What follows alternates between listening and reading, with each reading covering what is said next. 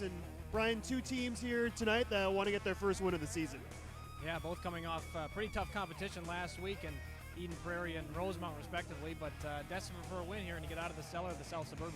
Let's take a look at those standings after 2 weeks of the season, and a couple of Lakeville schools doing really nicely at the top in Lakeville South and Lakeville North. The North particular has been really explosive this year, and I know we saw Rosemount a couple weeks ago, Brian, and they look very good as well.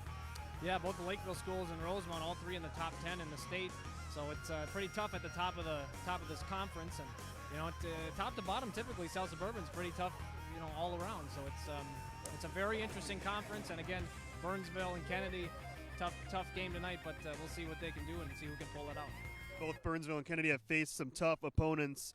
Take a look at the games last week here in the South Suburban Conference. You see Kennedy there, they had to go on the road against Eden Prairie in a non-conference game, and were not very successful, as few are out there in Eden Prairie. And then Jefferson, we saw last week on BEC-TV, 43-7 was that final, as Prior Lake ran away with that one late. You see Lakeville South up 28-14 there, up by 2 touchdowns at the end of that one, as we're going to send it down now to the national anthem.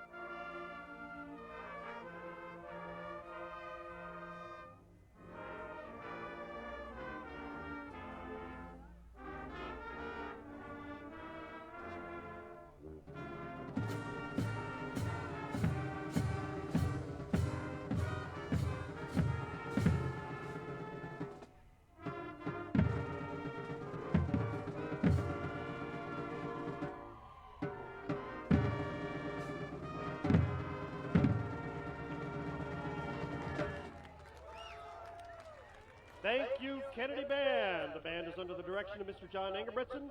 Our drum major, Miss Claire Hardy. Now let's meet the starting lineups for tonight's game. The Burnsville Blaze have opted to be introduced as a team. Here you have them, the Burnsville Blaze. The head coach of the Blaze is Mr. Tyler Krebs. Now let's meet the home team, the Kennedy Eagles. Tonight we will meet the starting defensive team. On the defensive line, junior number 50, David Hayes. On the defensive line, senior number 77, Teddy Sunder. On the line, senior number 78, Tyler Christensen. At linebacker, senior number 2, Dante Allen. At linebacker, senior number 23, Jordan Stallings. At linebacker, senior number 29, Abu Kamara. And at linebacker, senior number 83, Matt McCracken. At cornerback, senior number 3, Luke Witherby. At corner, senior number 9, Jordan Williams. At safety, sophomore number 25, Zach Bacco. And at free safety, senior number 20, Cullen Brown. The head coach of the Kennedy Eagles is Mr. Dick Weinberger.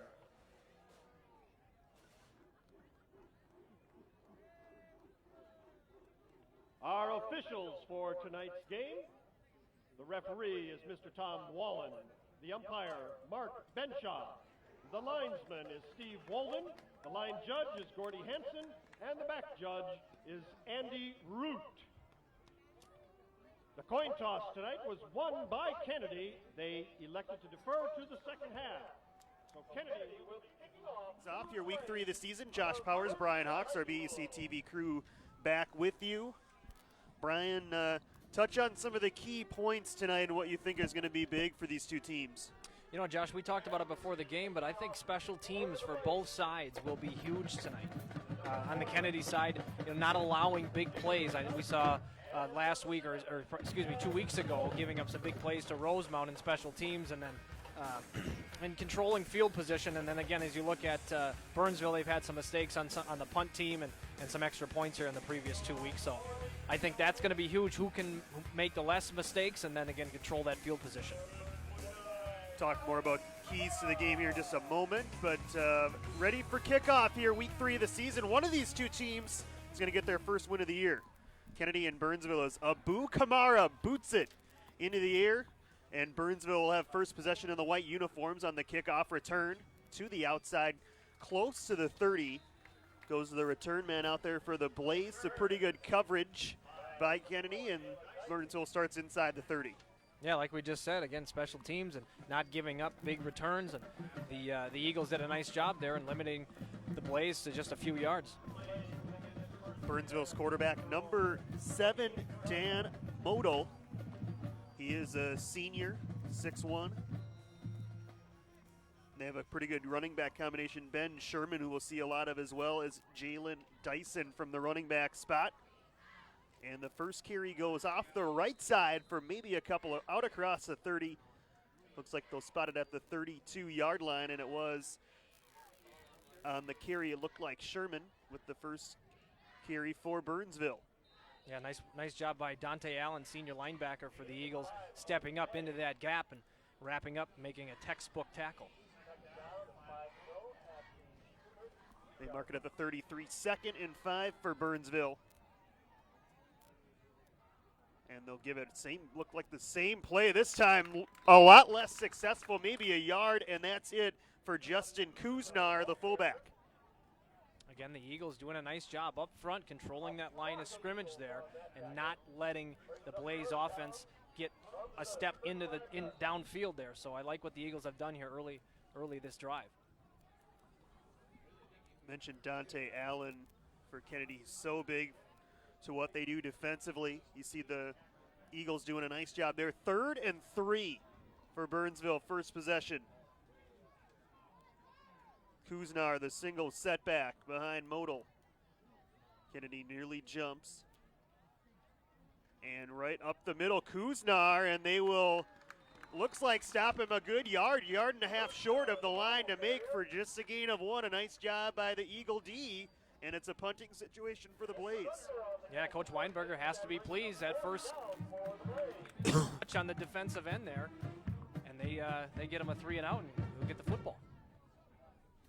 So back to punt for Burnsville, number 15, Clay Hurlbut. High snap, so we get our first special teams play of the night. And number 9 for Kennedy, Jordan Williams. Hit immediately, but it's good starting field position for Kennedy out at the 36. Yeah, Josh Bernady on the Blaze side came up, made that tackle. And again, as we said in the opening, special teams is going to be huge, and making textbook tackles, not giving up those big plays, and again, controlling field position for both sides. So the Kennedy offense, led by the sophomore quarterback Trey Hearns, will take the field at the 36 after a 3 and out by the defense. Lexus Jones, single setback. Eric Jabarian wide to the right, and it's the pitch to Lexus. He'll try to get around the corner, and he's tripped up. Good play in the open field. Andrew Herkenhoff, number 23, was right there. Yeah, Herkenhoff getting into the backfield there, not letting Jones get to that edge. Again, the Blaze coming out, doing a nice job there, not letting Jones get going. As we know, Jones, a 1,000-yard rusher last year. He's looking to get going here this season. Hasn't broke 100 yards in the first 2 games. So difficult opponents, obviously, for Kennedy, and last year's runner-up and a perennial team that's always in the mix in the state, Eden Prairie, their first 2 opponents. But See if he can get going tonight. 2nd and 11 following the loss of one. Jones will bounce it to the outside, broke a tackle and falls forward close to the 40. He'll pick up 3 there, but it'll still be 3rd and 8 for Kennedy as they have kept it on the ground here on the first 2 plays. Yeah, it looks like there's a flag maybe came in late, but Jones in general, he's going to, it looks like it's wiped out there by a holding call on the Eagles. But Jones, he's going to get his yards and he's going to get his carries, and it's just a matter on any one particular play. If you do not play fundamental defense and fill the gaps and control your coverage, Jones could break one to the house, and again, it could put 6 points on the board just like that. So Burnsville will accept the penalty. It'll be 2nd down and extremely long here. Kennedy's backed up all the way to its 25-yard line, 2nd and 22.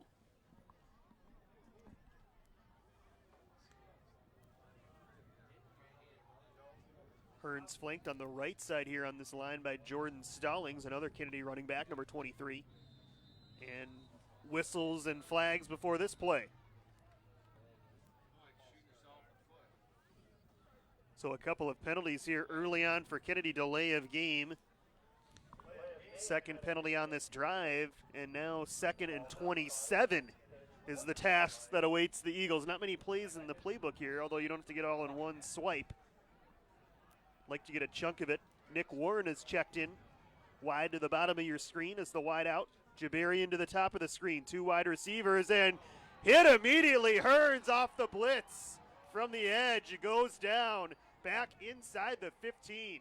Yeah, the Blaze reading pass all the way there. 2nd and 27. You can't expect anything less than that. And Hearns dropped back and was hit immediately. Nice job by the Blaze there, getting into the backfield early.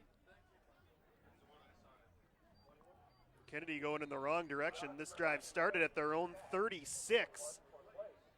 There they're backed up to their 12-yard line. It's 3rd and 35.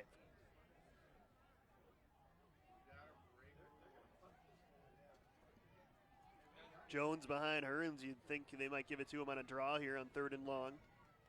Instead, the pitch gets a nice block, and Jones finds some room on the edge and at least gets a little bit more field position as he takes it across the 20 to the 21 and a gain of 9, but Kennedy will go 3 and out on their first series. Well, and for Coach Weinberger, you knew you probably weren't going to pick up the first down there, but getting a chunk of that yardage back and, again, playing the field position game I think is important here early on. So nice job by Jones to pick up a good chunk of yards. Good block on the edge also by Jordan Stallings. So to punt for Kennedy, Eric Jabarian. And it's blocked. Picked up out of the air by the Blaze. They'll have it at the 20. Give credit to Kennedy's James Ellis, who saw that it was blocked and made the tackle to prevent the touchdown, but that one just got blown up from the beginning, Brian, and as we talked about early on, our big first big special teams play of the night. Yeah, I'm not sure if Jabarian may have not caught that one cleanly, but it seemed like he took an extra split second getting it off, and obviously the Blaze got in the backfield there. And it almost looked like his protector got blocked back into him, and the punt ended up hitting the back of his own man there in front of him on his helmet or backside. This pass is incomplete. That was a forward pass, so correctly ruled there, intended for Jalen Dyson. The split end there out of the backfield. There he is, number 4 for Burnsville. It'll be 2nd and 10. Yeah, Muddle had Dyson out in the flat there, but just threw it just a half a yard in front of him.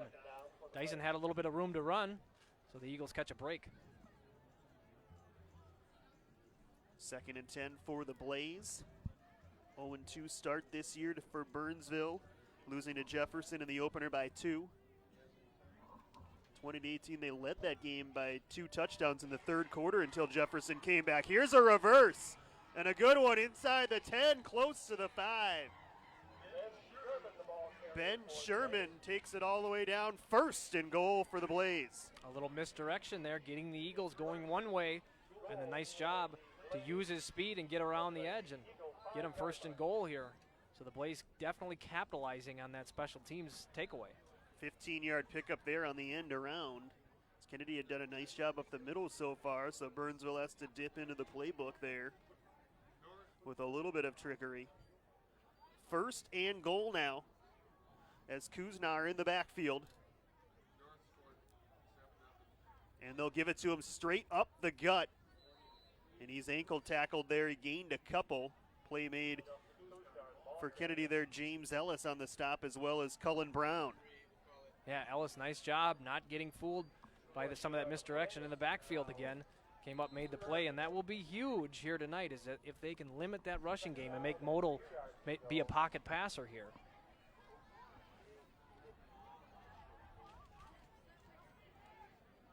Dyson quickly checks out there right at the end before they break the huddle. 2nd and goal from the 3. Sherman to Modal's left. Kuznar offset to the right. Instead they give it to the first man through, and he's stopped short. It was number 45, Evan Voxland. He's one of their best players on defense coming in here to get a goal line touch, and he stopped short. 3rd and goal. Very impressive stand so far by the Eagles. Again, stuffing that line, not getting any penetration inside. They've done a nice job. If they can hold them to a field goal here, that would be huge early on in the first quarter. Dyson checks back in. Sherman goes out. Shuffling running backs here is Burnsville. Kuznar will stay in. 5 minutes left here, first quarter. The Blaze on the doorstep, but facing 3rd and goal. And that could be movement. They get away with it. They throw it in the end zone for the touchdown, but the flag, apparently they didn't get away with it. Right at the end before the snap, Dyson was moving all over the place, and it's going to cost Burnsville 5 yards plus the touchdown. What a big break for the Eagles there. Modal had him in the back of the end zone wide open, but maybe some of the Eagles just stopped playing seeing that flag come in. But big break for him. So instead of 3rd and goal from the 3, it's all the way back at close to the 8. You see the tail, and what you don't see there is Dyson tried to shift up forward to get on the line of scrimmage. Would have been a penalty either way. Goal to go situation. Could be the second pass for Modal. Play action, he'll roll and fire, and it's off the hands of his intended target, the tight end. Number 41 for Burnsville, and that's their tight end. We'll try to get you his number in a moment, not listed in the program.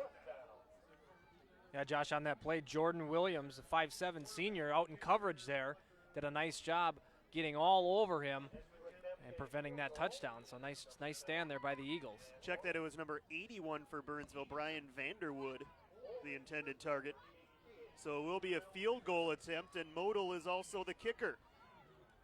So he'll come out to try to put Burnsville on top.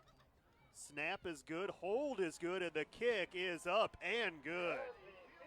Well executed there, Brian, and Burnsville up 3-0, but a good win by the defense there. Gave up that reverse following that special teams, basically a turnover, and at the end of the day came up with that goal line stand, and they hold them to 3 points. Yeah, Coach Weinberger has to be pleased with that possession there and not giving up a touchdown. Again, that false start penalty certainly helped them, putting them back 5 yards, but all in all, nice a win for the Eagles defense, and look to see if they can get it back on offense. But like we talked about, special teams are huge, and that's a turnover. And again, who wins the battle of the turnovers more often than not wins the game, but only giving up 3 instead of 6 or 7 is certainly a win. See Kennedy's offense for the second time. Not a good first possession for the Eagles, as a couple of penalties and then a sack. So see if they can start off this drive on the right foot. Back deep, Lexus Jones as well as James Ellis. Or check that, number 9, Jordan Williams, not Jones. So Williams and Ellis back deep for Kennedy. The Burnsville kickoff specialist is number 38, Marco Sanchez. So he will boot it for Burnsville, who takes advantage of the blocked punt. They cash in with the field goal. Up 3-0, 4:16 left, first quarter. And the kick is deep, and it'll be taken by Williams inside the 10. Jordan Williams looking for the seam. And he's out to the 25, maybe forward to the 26. And that's where Kennedy will start. Well, the Blaze doing a nice job on special teams. They're not giving up much in terms of yardage. You saw Williams following his blockers, but just couldn't find a crease to keep going. So Blaze did a nice job there. But as you look at the Eagles on the offensive side here, it's going to be Hearns and Jones. Those are the playmakers on offense. They're going to have to get things going here. Casey Hansen's checked in as a wide receiver, number 24, and it's Lexus Jones exploring the left side, trying to bounce it outside, and he broke a tackle out there, got across the 30, maybe to the 32. It's a gain of close to 6 for Kennedy on first down. That's what they need to do on those first down runs, pick up good chunks. Well, they're going in the right direction here on this drive, unlike the last one where they, of course, were heading backwards on a sack and a couple of penalties, but that's their recipe for success. Getting it to Jones, again, a 1,000-yard rusher last year. He is due for a breakout game here. 2nd and 4. He's got 17 yards on his last 2 carries, which could be a good sign. This time, though, bottled up. Good pressure off the edge brought by the linebacker, Christian Benke. Number 8 was there in the backfield as Jones got the handoff. That's what it's going to take, though, to bring Jones down. It's going to be 1-2 gang tackles to bring him down. He's a big back. Jones coming in at 200 pounds, 5'8", and so he's not a small guy. And on the first down run, you saw him drag a couple of Blaze with him in getting that chunky yardage. So nice job, though, by Jones. He's not going to win them all, but you certainly got to keep feeding him. 3rd and 3, we'll call it. Kennedy yet to attempt to pass. Hearns, the pitch to Jones. Has to cut it back, stays on his feet, and he's very close to the marker. Got about all he could out of that one on a nice cutback move. Lexus Jones very near the first down. Yeah, beautiful cutback there. Stopping almost on a dime, coming back to his left there. And again, you see 4 or 5 Blaze tacklers all around him, bringing him down.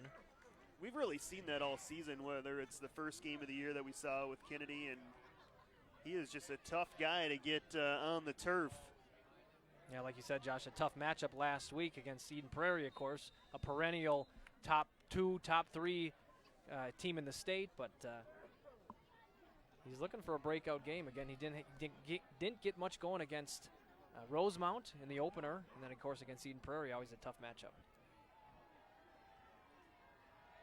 See what they do on 1st and 10. Hearns fades to fire for the first time, and it's on target to Nick Warren. Close to the 40, they'll spot it. Forward progress to the 39, and a short pickup of 4 on first down. We saw this in game number 1 that we saw here at home, and really Trey Hearns, watch this replay here, 3 steps, maybe a little shuffle step, but then that ball is out quickly, and it's on time to the targeted wide receiver. Yeah, Hearns, a talented quarterback. Again, he's only in his first year, his 3rd game, of course, here at the varsity level, and he's played well. He can step back. He knows to get the ball out. He doesn't make mistakes. He doesn't throw interceptions regularly, which is, of course, nice for Coach Weinberger. So I look for big plays from him tonight, too. Jabarian in motion. Jones again off the left side. And not much there. Good push by the Burnsville defensive unit, particularly Evan Voxlin, that linebacker, number 45. He's probably, when you talk about Voxlin, probably one of their top guys on D. Yeah, one of the more physical players here in the South Suburban Conference, 225 coming into tonight, and he's a force to be reckoned with on that linebacking core. But if you can get Jones into that 2nd level, and you can get a block on Voxlin, we haven't mentioned his name, Chase Roulier, the big defensive lineman for the Blaze. If you can get blocks on those guys, could be a long night for them on defense. 3rd and 5 for Kennedy. In motion, Jabarian. Jones on the pitch again.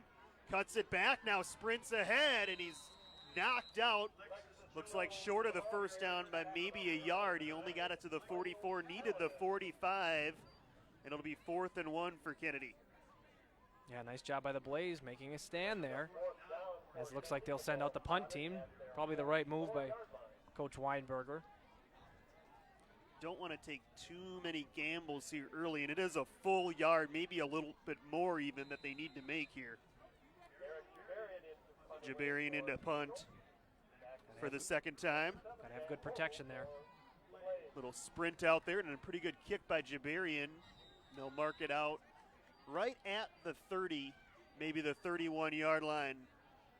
Burnsville, well, now the official walking all the way up to the 34, so that's where Burnsville will get it here with under a minute left. First quarter, the Blaze up 3-0. Josh Powers, Brian Hawks, BEC-TV. game number 3 for both of these teams. One of them is going to walk out of here and with their first win of the season. Burnsville on offense now for the 3rd time. 3 and out in their first drive and then cashed in on the turnover with a field goal on their second drive. Modal, the quarterback. So far 0 for 2. He'll fade back on first down and under heavy pressure, and he will go down. Abu Kamara off the edge, wrapped him up in a big loss. Yeah, Kamara coming into that backfield and doing a nice job chasing down Modal, as you see him not be able to get away from that tackle there. But Kamara using his speed, again, blowing up that play in the backfield and taking the Blaze down for a big loss. You've seen Kamara make some plays off the edge already this season. That was a huge one, a loss of 11 on first down at 2nd and 21. Modal will go under center. Dyson to his right, Sherman to his left. Sherman in motion. Inside handoff. Dyson got hung up at the line of scrimmage, and he's wrapped up for a loss. Cullen Brown does the trick for Kennedy, and it's 3rd and really long now. You know, I'm going to credit the success of that play to the Eagle defensive line blowing that play up, moving that line of scrimmage back a full yard, and that actually bumped him off his route and allowed him to get in there and get that sack in the back, or the tackle in the backfield. So nice job there by the Eagles. They played real well here in the first quarter. Loss of 2 there, end of the first quarter. It is Hall of Fame night here at Kennedy, and we've got some Hall of Fame inductees, and Mark Holgren's down on the sideline, the 3rd member of our crew. Mark, who do you have down there? Welcome to Bloomington Kennedy Field here as we get ready for our Hall of Fame night. We have some of our Hall of Fame inductees. We're starting first of all with Lieutenant Colonel Kent Landreth, a graduate 1987 of Bloomington Kennedy High School. Kent, great hockey player, played on the 87 state championship team, holds some records in track, and also was a fabulous soccer player. And that is one of the reasons why he is in our Hall of Fame at Bloomington Kennedy High School. Kent, tell us a little bit about what this means to you to come back to your high school and be inducted into a Hall of Fame. Well, it's a terrific honor for me. You look at the other folks that are being inducted, and they're great people. They made great contributions to the athletic programs, and they're great members of society. So for me, it's a great honor to be back here, and it's a great time to sort of re-energize the batteries with the friends, the old friends that are here, old coaches and mentors. It's just been a terrific experience. You're not living in Minneapolis or Bloomington anymore. Where are you located? And tell me a little bit about what you've been up to the last 20 years. Well, it's hard to believe it's been that long, but right now I'm living in Newport Island. I'm in the Air Force, have been for 20 years. I left my beautiful wife, Cheryl, my 2 kids out there. They gave me a pass to come here to do this, but you know, I've been serving my country, doing things around the world, and it's really been a great experience to be doing that. But I always love coming home. It's always great to be here. Tell me about some of the family members that you have here today to celebrate this honor with you. Well, fortunately for me, I've got both my parents, Jeff and Judy Landreth, they're here. And I've got my sister, Michelle Horan, and her 2 kids, Maggie and John Horan, they're here. And then Joe Decker, who is a good friend of mine, he's here too. You know, you hold some records in track also from Kennedy. Tell me a little bit about that. Well, back in, I guess it was 87, I broke the state indoor pole vault record at 14.6, and you know, it was one of those things. It was just I was fortunate to do it, but I had great coaches and great support, so that's really why it came about. All right, also besides that state championship in hockey, you played a little bit of soccer, I should say a lot of soccer. Tell me about that experience and some of your most memorable moments about that. Well, I think soccer was one of those sports that was really growing at that time. It was a lot of fun. And Coach Peterson, you know, a lot of good guidance for us as athletes. And so what I really remember about that is all the great fall nights playing underneath the lights and enjoying the experience with all the friends that I still keep in touch with. And I'm sure this field has a few memories for you? It has a lot of memories, some most good, some bad, but it's really more of an atmosphere that you just love to be around. It energizes, it makes you feel young again, and I love coming back here. Ken Landreth, Hall of Fame, 2011. Back to you guys. Thanks, Mark. And 2nd down and 10. Kennedy a near miss there as they went deep on first down. Jones, little draw play here, maybe a couple inside the 45 to the 43. Kennedy almost blocked that punt too. Mark was talking to Kent Lander, a great athlete for Kennedy. All of his records, state championship in hockey, also played hockey for the Air Force Academy. You heard him talk about his experience with the Air Force. That's how he got started with that facet of his life. And it'll be 3rd and 8 now for Kennedy. So we approach the 11-minute mark remaining first half as Hearns has gone into the shotgun. 4 wide, a little slip screen. Nick Warren's got some running room. Broke a tackle. He'll be short of the first down. He gets it down to the 40, or inside the 40 to the 37. 2 yards shy of the first down and probably 4 down territory here, Brian. Yeah, Warren did a nice job there catching the screen, and he seemed to go east and west there. It felt like he should have went north and south and got upfield a little bit more, may have picked up that first down. But as you said, a 4 down territory, and see if the Eagles can move the chains. They will go for it. Jabarian offset on the end. Jones in the backfield. They need 3 for the first down. Jones off right side. He's got enough. First down, Kennedy, as that O-line just powered its way across the line to make. Yeah, like you said, give credit to the O-line there. Jones, all he really had to do was just kind of stumble forward without anyone touching him for 2 or 3 yards there. So give credit to the Eagles' offensive line getting that first down, making room for Jones. Huge push there. You saw a bunch of guys moving the pile for Kennedy. Fresh set of downs for the Eagles. They're inside the 35. Back to Jones on the ground. Cuts it outside. Lexus Jones might take it. Oh, you're kidding me. To the pylon. And he's down inside the 5. They'll mark it at the 1, but a flag is down back inside the 30. Yeah, that's going to probably come in the area of holding, and all those Eagles fans are dreading this call, but that might bring it all the way back as you see those guys walking back to the spot. Looked like maybe a wide receiver on the edge, Brian. There's the penalty, and it's the 3rd one of the first half on Kennedy. This one's a huge one. We'll take another look. You be the judge at home here on this hold. It's coming right at you. I think right there on the edge. Boy, that's tough. That's a tough call there. Jones did a nice job being patient, getting through there, and I think that that's a judgment call, of course, by the refs, but nevertheless, they'll back him up. It's a spot foul, or not a spot foul, 1st and 20. A little bit downfield, so it is a spot foul. 1st and 16, we'll call it. Jones breaking 2 tackles, a 3rd. Finally pushed to the ground at the 35, a gain of maybe a couple. As you see Jones again doing what he does best, just lumbering forward, the strength that he's shown this year. A lot more strength than he had last year, and he had some last year, but he's added some weight and obviously some strength in the offseason. 2nd and 13.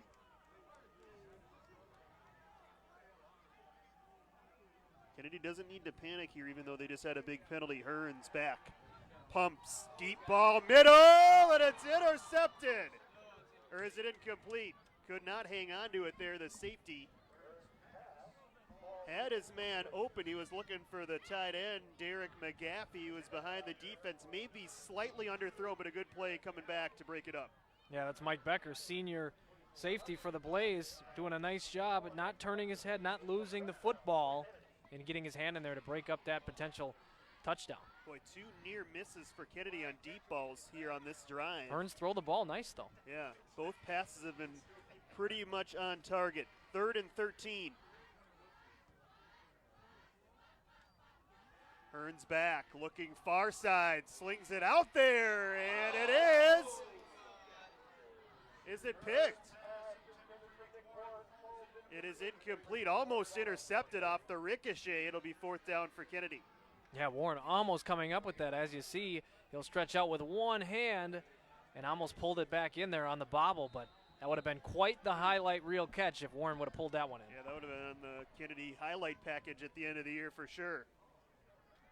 4th and 13, but they're on the 35. We'll see what Kennedy does here. Hearns in the shotgun, appearing to go for it. Pooch kick is always an option in this range. We'll see. Hearns wants to throw. Now it's scrambling, and he gets away.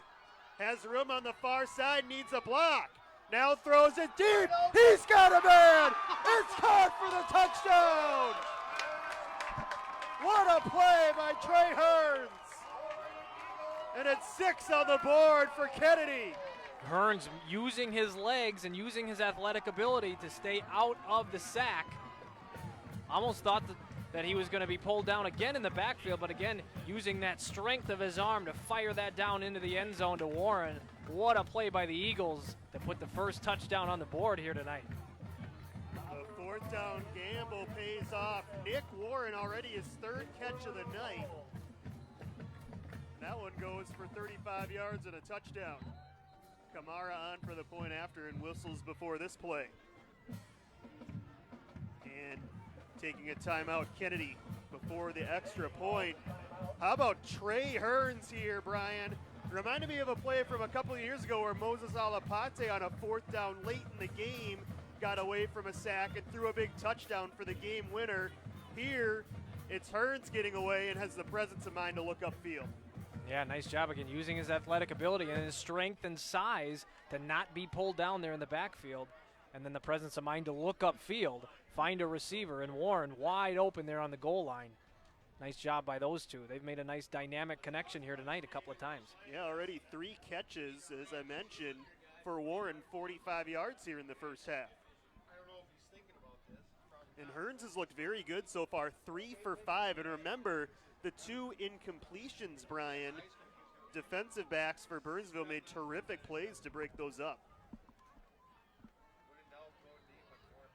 Kamara in for the point after in his 4th year of kicking for Kennedy.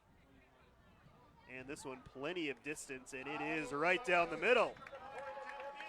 Kennedy plays on the lead with 8:44 left here in the first half. Yeah, I've been real impressed with Hearns. This is the 2nd game that we've had the pleasure of doing here in BEC-TV for the Eagles, and we've seen multiple balls from him, just like this one here. Again, the presence of mind to look upfield, find Warren for the touchdown. But again, 3 of 5 in those 2 plays were great defensive plays by the Blaze to knock those out. So he's done a nice job of finding his receivers downfield. Well, one thing we want to do all year for both teams, Kennedy and Jefferson, we're going to start it tonight, is our senior spotlights. We've been doing this now for several years. We want to spotlight a senior on each team, and started off with our first Kennedy Spotlight of the year, Brian. Yeah, we're going to take a look at Matt McCracken, a 6'2", 195-pound senior here for the Eagles. And he's been playing football for 10 years as we see the kickoff there. We'll get back to Mr. McCracken in just a moment as this return. Not a bad effort by Dyson as he finally falls forward across the 30 to the 33. That's where Burnsville will start, and back to McCracken. Yeah, a few things that jump out to me. Again, playing football for 10 years, so obviously something that he enjoys doing in the offseason. Of course, up through the ranks, getting here to varsity. His favorite movie or TV show I thought was interesting is Anchorman. I think that's always a classic for the guys out there. One of my top 5 for sure. And then a goal of the season, maybe a little competitive rivalry with another young man to get more tackles, have more tackles than Cullen Brown. So it's Matt McCracken, number 83 for Kennedy. As you see Nick Warren after his touchdown there, getting some much-deserved rest. To the outside, Abu Kamara will have none of this play as he blows it up. Dyson eventually tackled, but credit Kamara off the edge, knifing in there. And the best thing Kamara did on that play, Brian, he didn't end up making the tackle, but he slowed up the play and pushed Dyson back to the pursuit where his teammates could get him. Absolutely. That's the 2nd time here in as many drives that he's blown up a play in the backfield for a huge loss. So nice job by Kamara. As you'll see here, you'll see him, like you said, knifing into that backfield. And not necessarily making the tackle, but slowing them up enough to the point where we can get some other folks in on the play. Loss of 4, 2nd and 14. Kennedy defense standing tall here tonight. And again, off the left side, it's Dyson for a few, maybe back to the original line of scrimmage on a gain of 4, 3rd and 10 coming up. An impressive performance so far here by the Kennedy D. Remember, they got a 3-and-out on the first possession, gave up really one play of any significance, and it limited Burnsville to a field goal. The last possession they went 3-and-out. Now with a 3rd and 10, they have a chance for their 3rd 3-and-out of the first half. Yeah, the only big play, like you said, they gave up was that reverse on some misdirection. And even there, as Dyson got it on a little bit of misdirection in the backfield, but the Eagles stuck with it.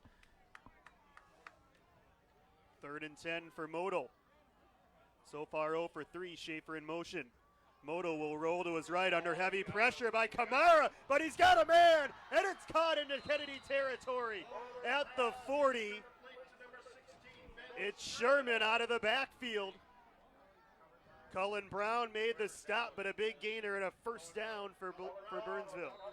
Yeah, nice play there, drawn up by head coach Tyler Krebs for the Blaze, finding Sherman downfield as you see Modal get back, plants his right leg, and fires that one down there to Sherman with a nice grab over the top of his head there. But the Blaze with their first big play of the night. 27-yard pass play there to Sherman. First completion for Modal, and a rare, only their 2nd of the game, Burnsville first down. Under 7 minutes left here, opening half. Kennedy on the strength of a 35-yard touchdown pass. They lead at 7-3. Dyson in motion, he'll grab the handoff, has some room.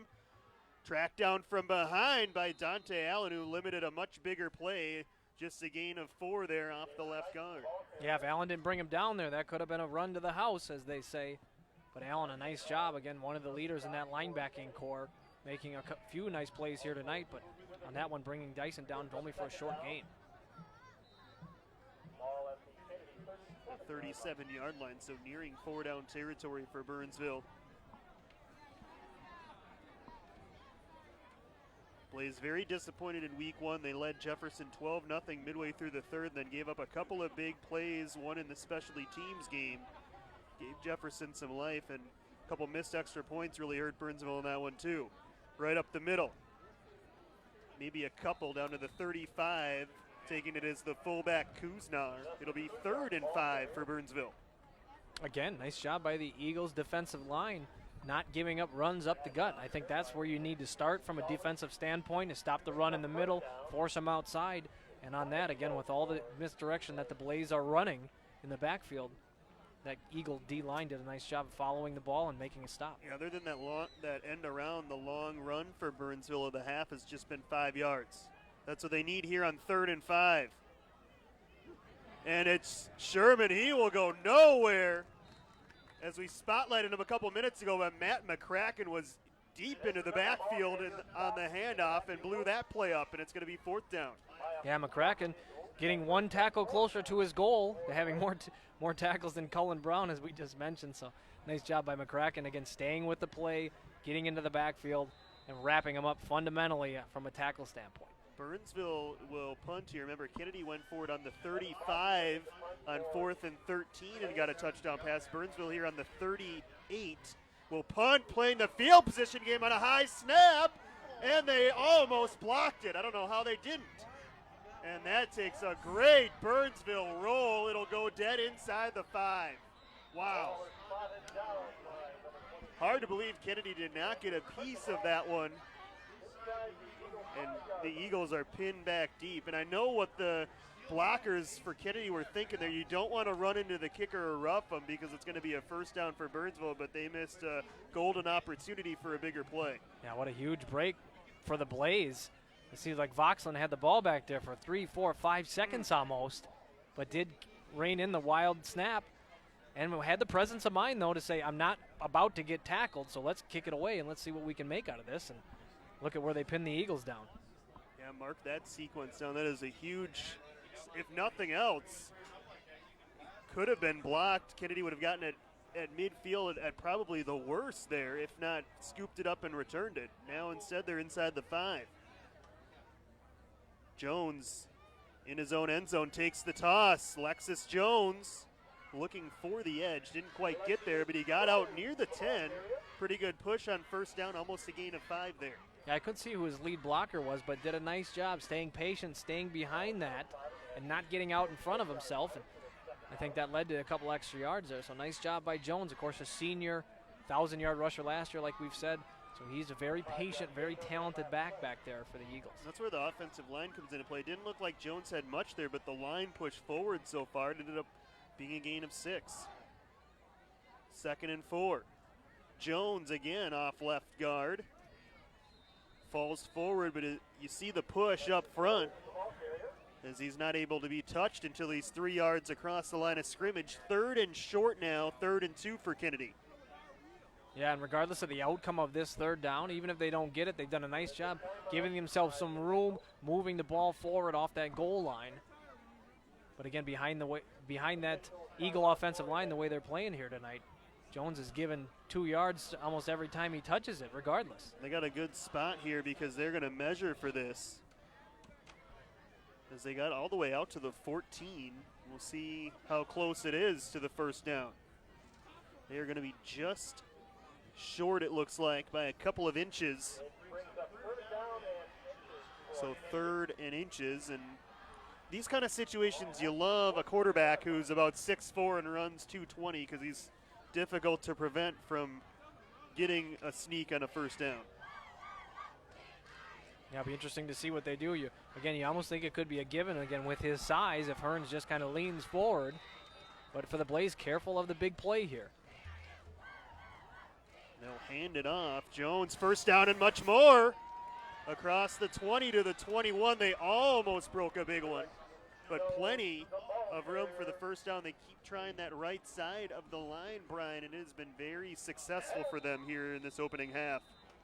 Yeah, and again, credit the offensive line. They're getting a great push off that snap and creating room for Jones. Sealing blocks, as you see him being patient, following his blockers, and again, picking up that 1st down. Been very impressed with Lexus Jones here in the 1st half. 11th carry for Jones here in the opening half. And you have to remember over 50 yards, excuse me, Brian. Yeah, he's had a good 1st half. And you have to remember on the holding penalty that brought back a touchdown for him, which, it's on an arguably indecisive call, I guess. 3:23 left here in the 1st half. We'll try to spotlight another Kennedy senior here. And let's talk about the man who made the touchdown here, Brian, earlier tonight. Yeah, Nick Warren, obviously a big play here tonight, but 6 foot, 160-pound wide receiver, been playing football for 13 years. His favorite movie, The Boondocks. Loves to play NCAA 2012, and one of his goals for the season is to get 10 touchdowns. So he's one closer to that here after that last drive. Keeps doing a touchdown and a half. He's got it in the bag. Terrific play by Warren. Almost made a circus catch earlier as well. He's had a good 1st half. Out of the shotgun, Hearns on a quarterback draw. Almost wrapped up, but he gets away again. And now he's brought down inside the 20. It'll be a loss. He almost got away again, but Josh Bernardi sliced into the backfield and made the stop. I don't mind that play, though, by Coach Weinberg. Obviously a called draw play there for the 6'4" Hearns, and he just stumbled just a little bit. Otherwise, he could have got to the edge and made that into a big gain. Loss of 3 for Hearns. The 1st carry other than by Lexus Jones, and this pass is caught for a 1st down for Kennedy. On target again, Nick Warren making his 4th catch of the half. Yeah, there's that duo again, Hearns to Warren. We've been saying that now obviously a few times here in the 1st half. Done a nice job getting open there, running that 10-yard out comeback, and Hearns found him with a nice strike right between the numbers. Kennedy out to the 35-yard line. The clock has hit 2:30 left in the half. Hearns trying to step up, looking deep, throws to the sidelines, and it is. Is it caught by Warren? It is. What a catch right along the sidelines into Burnsville territory at the 41. It's a gain of 24. Wow, what a ball by Hearns, getting away from the sack here in the backfield, using his feet, using his legs, And then again, planting that back right foot and firing a strike down to the senior Warren. As you see, diving with the outstretched hands right along the sideline. What a play by the two Eagles. 24-yard gain into Burnsville territory. Hearns now 5 of 8 in the half. All 5 have been to senior Nick Warren. Lexus Jones on a draw. Broke one tackle, but could not escape all of them. It's going to be a loss of 4 back at the 45. Yeah, nice job there by the senior Hunter Anderson for the Blaze to get into the backfield and stop Jones for a big loss.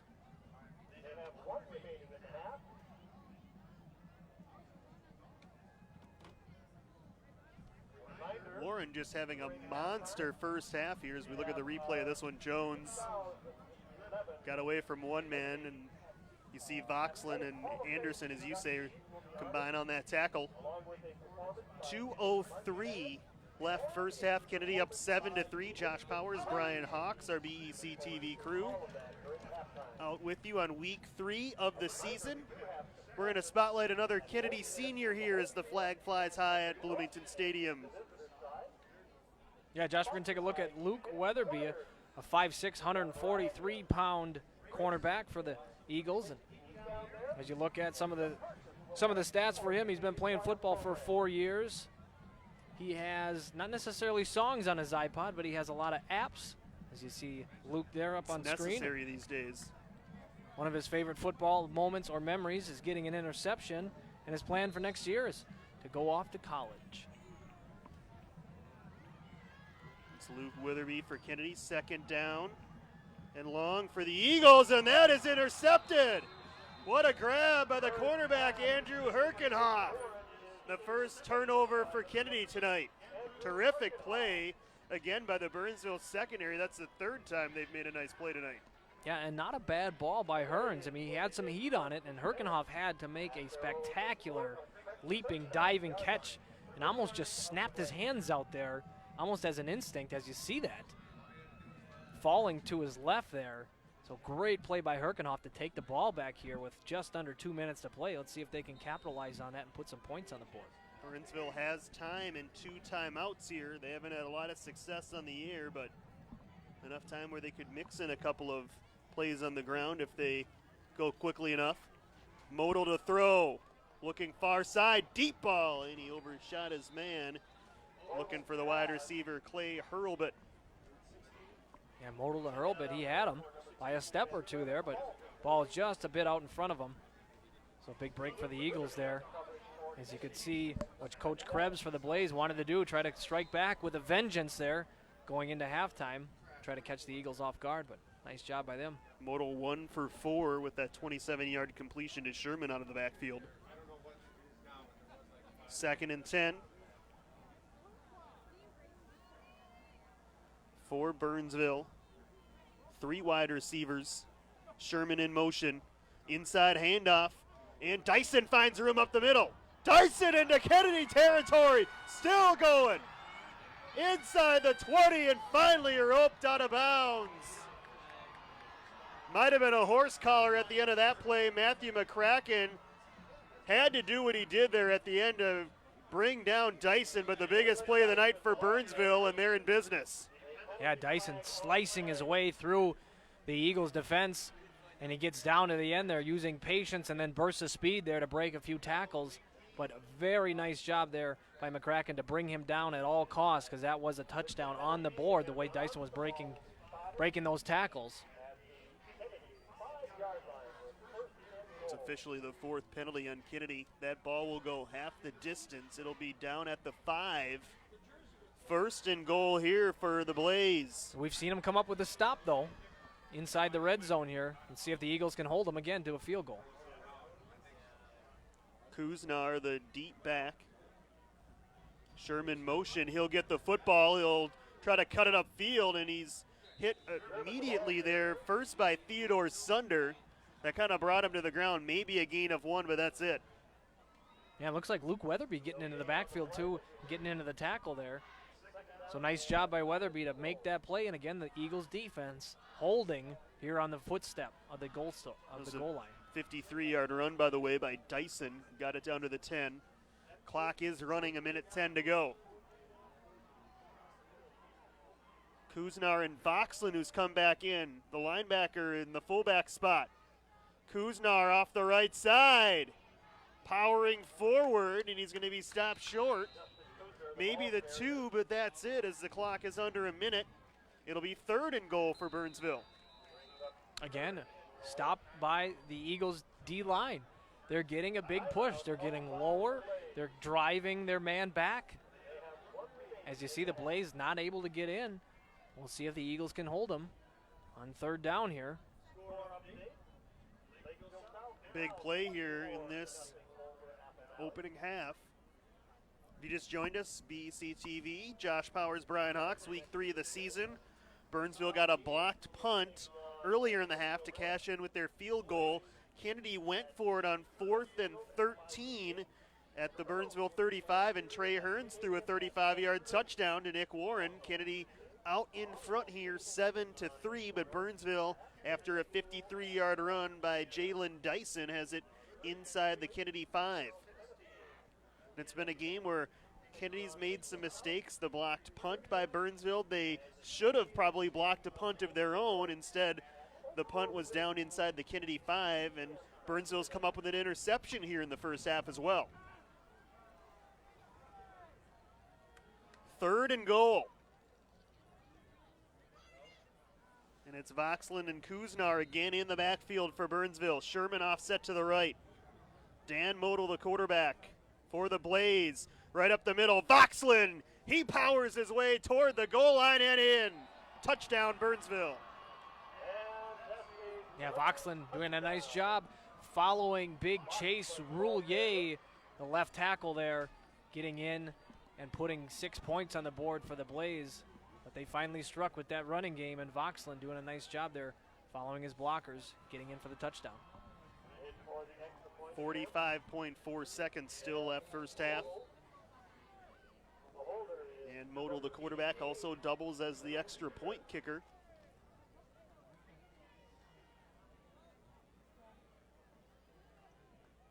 The holder for Burnsville is Will Rieger, and that kick is up plenty of distance and right down the middle. 10-7, big play there right before the end of the half. That 53-yard run by Dyson, the key to that drive. Yeah, it can all turn on a dime like that. If you lose gap coverage, if you lose gap responsibility with your guys. Just a couple of broken tackles in there. Hopped out of an ankle tackle and stiff-armed another guy, and that's all it takes is, like you said, maybe one guy a little out of position can't quite make the tackle, and you got a guy sprinting down the sidelines. Yeah, that's as tough as the South Suburban Conference is, again, from top to bottom. Any one of those talented running backs in the backfield for almost any team on one play can take it 60-plus yards and really change the swing of the game and the momentum here. Still 45 seconds, though, for Kennedy. If they can get a big return here, might be able to mount a last-second drive here in the first half.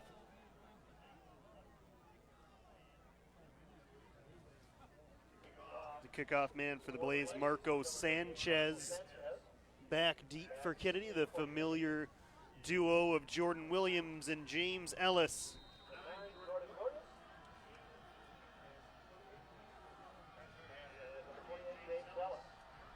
See if they can get a big return here. Burnsville could think about some sort of a squib kick possibly to try to prevent that, and they will keep it along the ground here. It does roll all the way back, and Ellis takes it at close to the 20. James Ellis almost got out of a tackle as he approached the 30. So Kennedy will have it at the 29. 40.9 seconds is all. Not quite the big return they're looking for, but Kennedy, if they want to, still with time to try something here. Yeah, I'll see what Coach Weinberger will do. Again, Hearn's been throwing the ball nice tonight, but yeah, he obviously really goes has. through an interception on the last possession, so it'll be interesting to see what Coach Weinberger does here, if he opens it up a little bit, or if he plays it conservative with only 40 seconds here left in the first half. Hearns 5 out of 9 in the first half. Jones is back there, already 11 carries for him in the first half, and this will be number 12. Finds some room. Jabarian looking for somebody to block. Couldn't find one. Jones out across the 35 to the 37. And the clock at a half a minute and counting. Kennedy hustles up to the line of scrimmage. Trying to move quickly. The Eagles only have one timeout. Hearns to Jones again, almost fumbled it. Dragging some people. Lexus Jones, a first down. 11.7 to go as he gets across the 45 to the 47. Yeah, Kennedy here, you might as well spike it because you're never going to run 4 plays in 11 seconds. You might as well lose the down but save the clock. They'll go shotgun as the clock temporarily stopped. Now it's on the move. Hearns in the shotgun, need to move quickly. He'll look deep middle, and it is caught. Jabarian goes down at the 25. It'll be a first down. The clock stops, and you might as well use your timeout here. They still have one left, and that's what they'll do. Just how you draw it up, huh, Josh? Yeah, what a throw that one was over the middle. Yeah, nice strike by Hearns. Waited for Jabarian to get down the seam there and fit it in between two Blaze players. I'm surprised that made it through. And Jabarian with the presence of mind to pull that one in and run downfield. And probably the most important play on that, or the most important thing of that play, but getting down.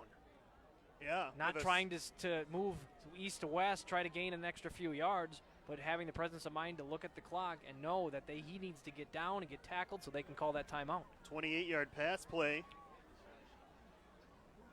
Have to like the home clock operator. He was quick on that trigger finger, stopping it with a second and a half to go. So we'll see Abu Kamara has come out here. This would be a 41, maybe a 42-yard field goal attempt. The holder's going to move back another yard here. Officially, it looks like a 41-yard try here by Abu Kamara. Nick Warren's the holder. Kamara puts his leg into it. Is it enough? It is no good. Boy, that was close. A great effort there by Kamara. So the first half comes to a close. Good drive there by Kennedy, though, Brian. Moved it down the field and got a decent look at a field goal attempt there as the horn went off. Yeah, I've been impressed with Hearns and Jones. Again, the two skilled positions there for the Eagles, and they've played well. Hearns has thrown some nice balls, although he does have an interception on a great Blaze defensive play. And Jones, again, being patient, following his blockers, doing a nice job of moving the chains. As you see the kick by Jabarian. This one, at the height, boy, certainly. That was very close. You see it landed where it needed to go, but just not, maybe another yard or two is all it needed. It was on target, too, accuracy-wise. Pretty good effort there on a 41-yard field goal attempt by Abu Kamara. As we're going to look at some of the first half highlights. Burnsville on top of Kennedy by a score of 10-7. Josh Powers and Brian Hawks with you on BEC-TV, week 3 of the season. One of these teams is going to get their first win of the year, and it's been some big plays that have factored into this one. Trey Hearns has looked pretty good in the first half. This time he doesn't have any time to throw. Yeah, Blaze doing a nice job getting into the backfield there. And then again, that one special teams turnover, the Blaze getting back there, blocking that punt, and ultimately leads to 3 points for him. But the Eagles did a nice job stopping him on the doorstep there and holding him to 3. Abu Kamara almost hit a 41-yard field goal. Here he gets a sack on Moto for a big loss as Kennedy's defense started to play better in the middle part of the half. And then Hearns here thought he might have had a touchdown. A great play by the defensive back for Burnsville, Callahan, to break that one up. And then watch Hearns here improvising. This will eventually be a 35-yard touchdown. You got to love this play by your sophomore quarterback. Yeah, absolutely. Again, it's only his third game here on the varsity level. Has a presence of mind to not try to scramble for the first down. Sets his feet, finds Warren all the way downfield for the 6 points. Abu Kamara made it 10-7. Kennedy's defense continued to play well, and it's Kamara again blowing that play up. Kennedy has had a number of tackles for loss here in the first half. Burnsville tries to come back here. This was a 27-yard pass completion, their only completion of the half to Sherman, but Kennedy forced a punt by Burnsville. And then Hearns here wanted the completion. Pretty good ball, but just a great play defensively for the Blaze. And then they come back late in the half, a big 53-yard run here by Dyson. And that leads to the 10-7 halftime lead. Hall of Fame presentation 2011. We'll send it down to the field level right now. Hockey at the University of Minnesota, and was a member of the NCAA Hockey Championship team at the U in 1973-74. He played hockey professionally for the Calgary Cowboys minor leagues after his collegiate career, and most recently he played league hockey for Buck's Unpainted Furniture, the senior men's team that won the national championship in 1982. Tom Dahlheim. Now, let's recognize our guests tonight that are present here. We're going to begin with Valdi Hraipa. Valdi was a 1971 graduate of Kennedy High School, having moved to Bloomington from Brazil when he was just 6 years old. Valdi played soccer and basketball while in attendance at Kennedy. He was all-conference soccer in 1968, 69, and 70, and all-state in 1969 and 70, and he earned All-American honors in 1970. The Kennedy soccer team was never shut out from 1968 to 1970. Valdi's soccer accomplishments were recognized in Sports Illustrated in 1970. He holds every soccer scoring record, season, and career at Kennedy High School. He played professionally in Brazil after his high school performance and returned to Minnesota after his professional career and has been a Minnesota State High School League soccer official for over 30 years. Valdi currently is director of the Golden Valley Phoenix Soccer Club and is involved in training all levels of youth soccer in the metro area. Ladies and gentlemen, Valdi Hraipa.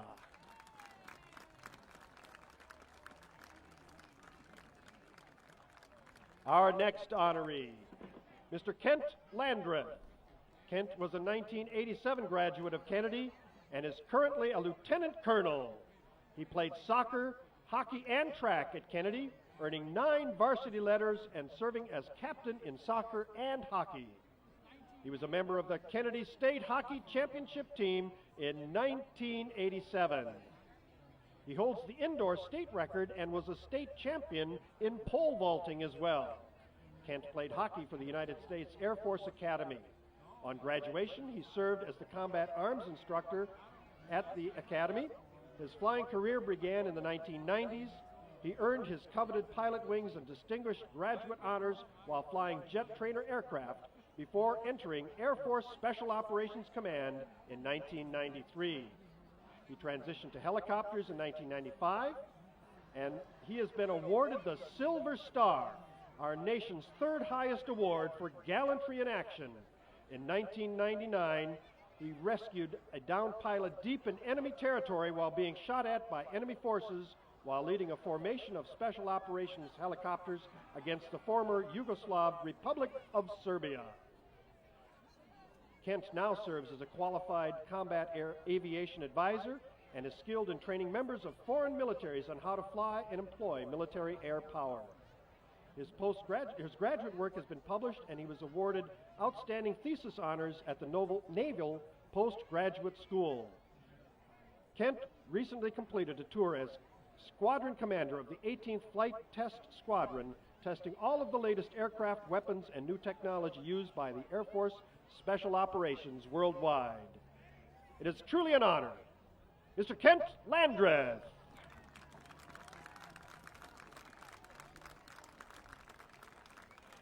Lastly, we recognize Mr. Mike McKay. Mike was a teacher and coach at Kennedy High School from 1968 to 1998, teaching science. He was my biology teacher. He was a track coach at Kennedy for 30 years, 28 of those years as head coach. During his tenure, Kennedy's track team had 8 state champions, numerous state competitors, and 1 high school All-American. Mike was also the football coach at Kennedy for 25 years, 15 of those years as head coach. His football team made the state semifinals in 1982 and produced 10 All-State and 1 All-American player during his tenure.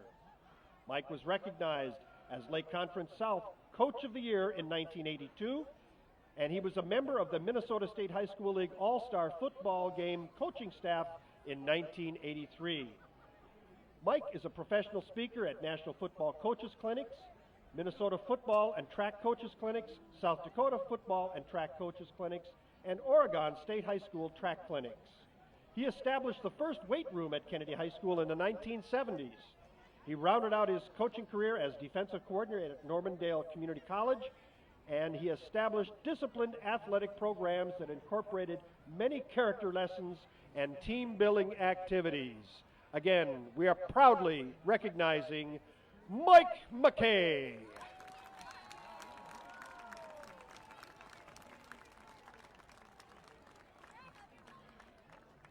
Again, a big round of applause for all of our inductees. Gene Arth, Tom Dahlheim, Valdi Hreipa, Kent Landreth, and Mike McKay.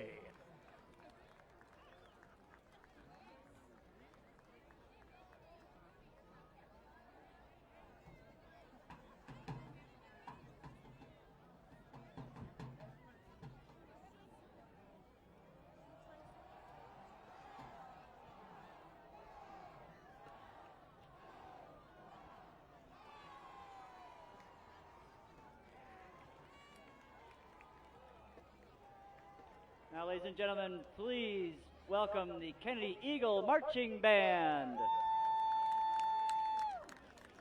The marching band presents this year's show, Jammin' the Tropics, including Conga by the Miami Sound Machine, Smooth by Santana with Rob Thomas, and Hot, Hot, Hot by Buster Poindexter. Leaders of the band this year are Katya Becker, Catherine McGaffey, Molly Winker, Michaela Mahan, Juan Pereira, Jared Limbeck, Shelby Thompson, Josh Ganji, Art DeShepper, and Andrea Lunablas. Drum major for this year is Claire Hardy. We're back here with two more of our Hall of Fame inductees, Mike McKay. Mike, tell us a little bit about what this award means to you. It means a great deal because it kind of tells me that my efforts were thought of and appreciated, and that makes me really feel good. What are some of the, any memories that come back of what coaching or school teaching or just having family here tonight? Is that the key to this whole thing and what you've done for all these kids? Well, the kids made it what it is. They just took me along for the ride. They just let me be there. But Kennedy kids are great, and I'm sure they're still the same way. All right, fantastic. Congratulations on your Hall of Fame inductee, Mike McKay. Also with us today, Valdi Raipa. Tell us a little bit about the soccer at Kennedy. You came here from Brazil back when you were 14 years old. Tell us a little bit about soccer and what that's done for you in your life in this Hall of Fame. Yeah. Well, first of all, I want to thank for being part of this traditional Hall of Fame and everything, and I'm happy, I'm proud. When I came here, soccer's a little bit different from me, so it's kind of tough. The styles are different, and Coach Peterson, which I admire a lot, taught me a lot, not only about soccer and everything else, and I want to really thank my teammates. They were a big part of my life, too, so if it wasn't for them, I wouldn't be here, wouldn't be getting this plaque. So they helped me along the way. All right, congratulations, the class of 2011 inductee, Valdi. Congratulations on this great award. Thank you. Thank you very much. Yeah, back to you guys.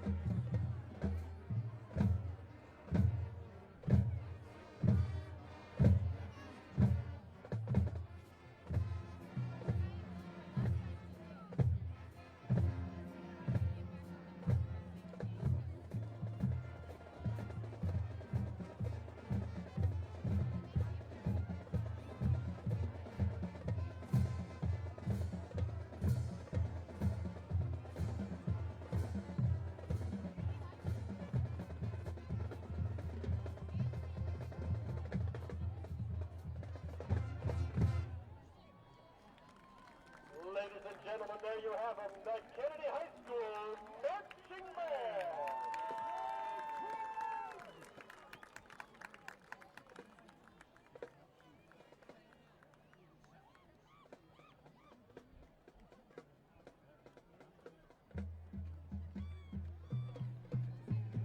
The band was directed by Claire Hardy, the drum major.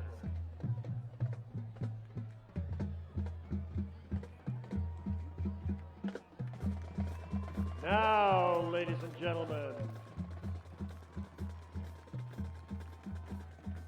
as the band continues to exit the field, coming onto the field, the Bloomington Colleens.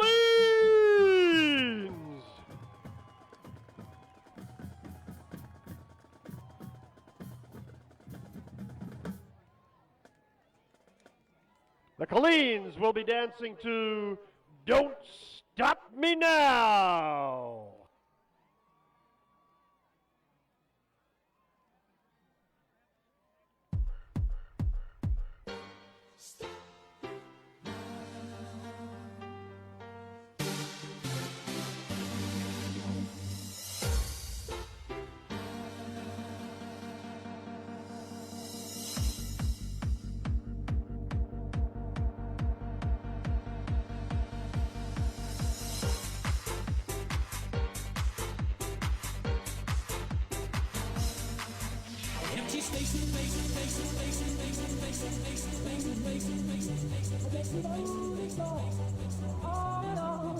Does anybody know what we are looking for? Another hero, another mind is crying behind the curtain in the pantomime. Oh, the line. Does anybody want to take it anymore? Shout my God! Shout my God! Yeah. It's like my heart is breaking, my makeup may be flaking, but my smile still stays on. So much God!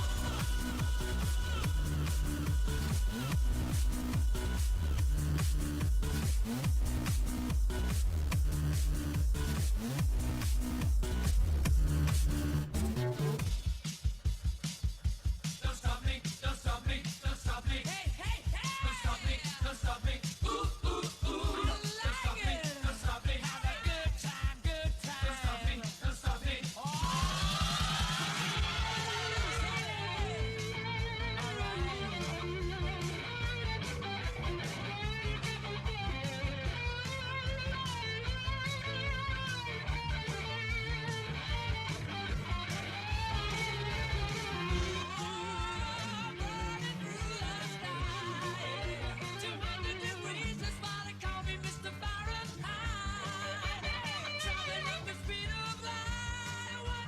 Supersonic man out of you. Stop me now. I'm having such a good time. I'm having a ball. Don't stop me now. If you wanna have a good time, just give me a call. Don't stop me now. I'm having a good time. Don't stop me now. I'm having a good time. I don't wanna stop at all.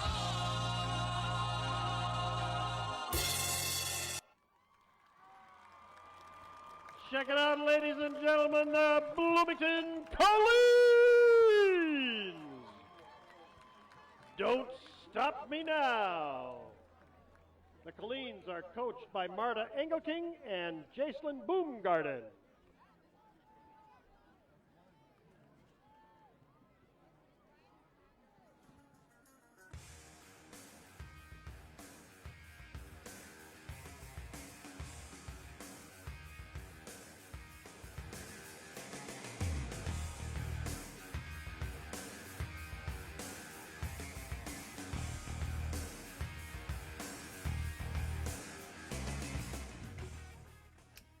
I am a teenager.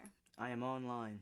I enjoy sharing thoughts, Music. Videos. Ideas. Information. I will not I will not be a victim to threats, to stalking. To soliciting. To predators. I will be responsible. I will be careful. I will be honest, I will be smarter. I would get my parents involved. I will protect myself, I will be safe. I am a teenager. and I And I Will not be bullied.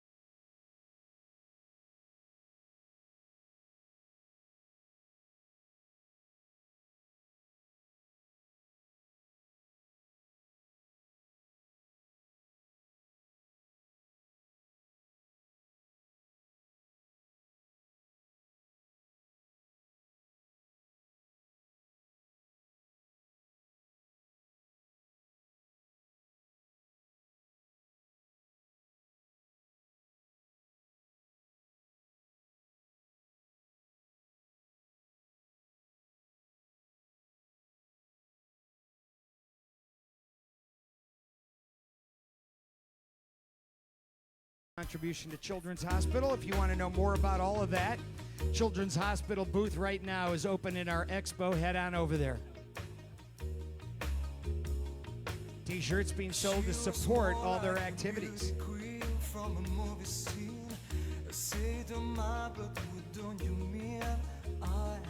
want to let you also know about the Catch Fire. It's a full-service ad agency that prides itself in building momentum behind various brands. We combine unconventional thinking and speed and research, insight, media neutrality, and resourcefulness to figure out what they refer to as flash points. Or those are the critical moments that create significant actions for their brands. Their organization is called Catch Fire, C-A-T-C-H-F-I-R-E. Check them out, Catch Fire. After our men's race, we'll be honoring the first, second, and third place finishers on the stages. Then we'll have the jersey presentations for both the women's and the men's field. All of our jerseys for the Nature Valley Grand Prix are provided by Champion Systems. Champion Systems, the jersey provider at the Nature Valley Grand Prix.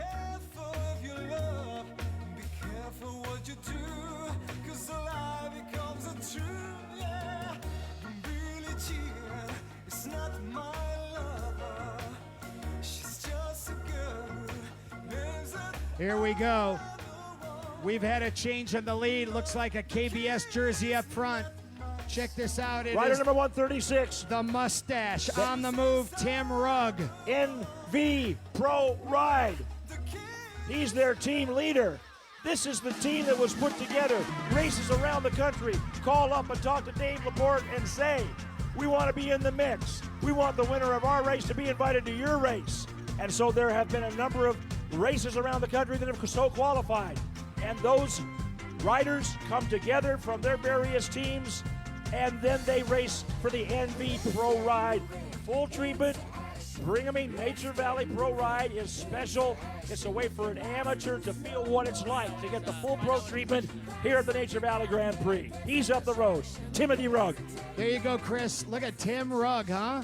Tim Rugg making a heck of a move.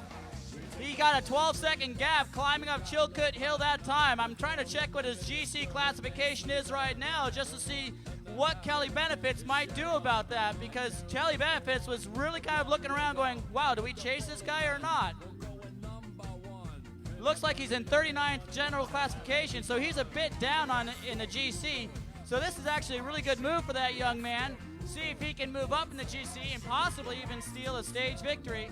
But there are a lot of laps left with 13 of them to go here in Stillwater.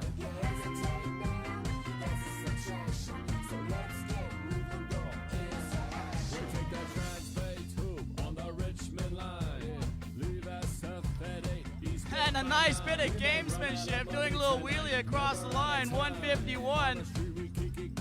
And that's Dan Ager racing for Penn Cycles, so that was a nice little bit of gamesmanship.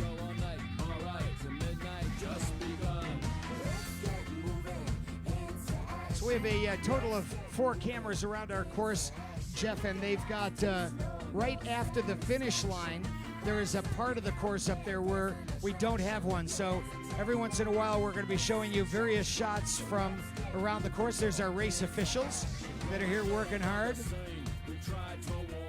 We could shoot all of our racers going up the hill as well. A lot of them now being withdrawn from competition by our chief referee, Chuck Hodge, down there, who's a member of USA Cycling, and this is a guy who works bike races all over the world, responsible for the technical stuff in Colorado, Utah, and California, as well as officiating bike racing. So he is a busy man in the sport.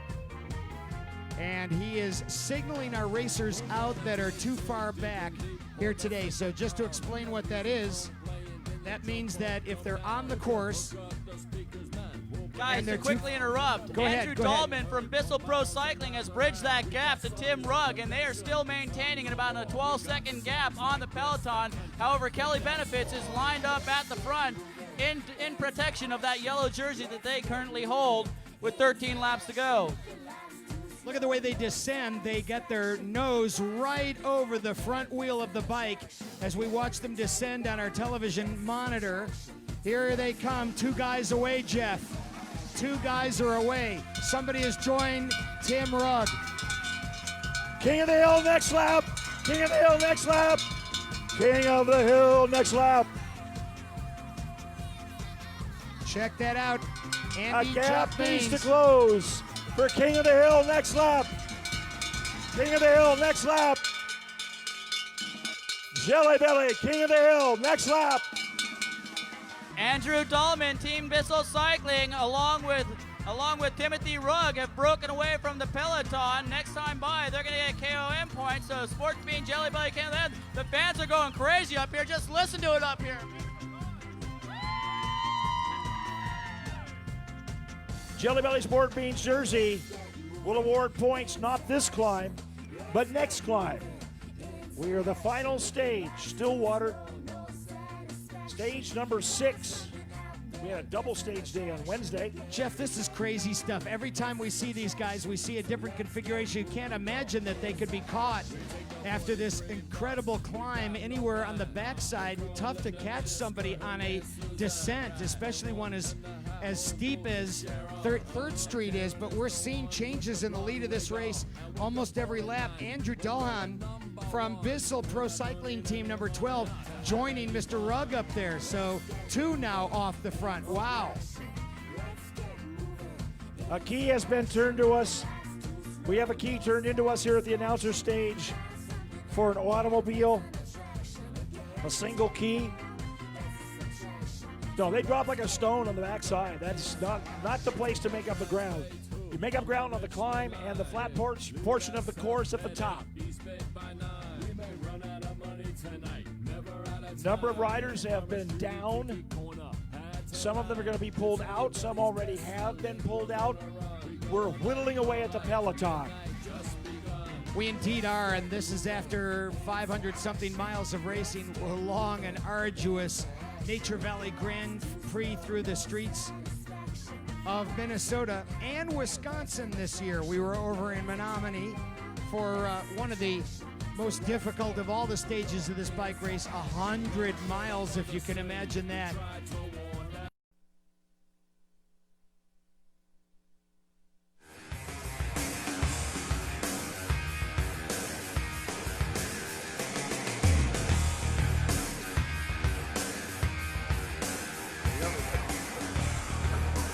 We're here on the sidelines with head coach from Bloomington Kennedy, Dick Weinberg. Tell us a little bit about what we got to do in the second half to improve on this 7-10 score. Well, you know, a young, inexperienced team like we have this year, we're still hurting ourselves with mental mistakes.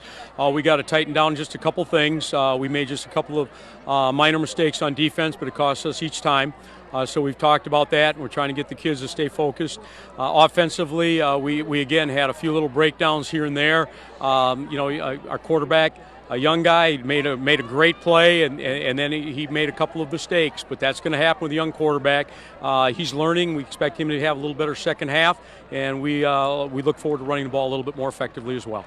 How about that drive with 15 seconds to go? Great pass there at the end to get you down in position. Obviously, the clock was running out. You had to try to settle for a field goal, but it looked like he was turning the corner there. Well, you know, that's what you look for. You know, again, he makes some great things, and you know, he made a mistake, and then he comes back and makes a great play like that. And we're just looking for that consistency level to keep improving every week, and he's going to be a great one before he's done.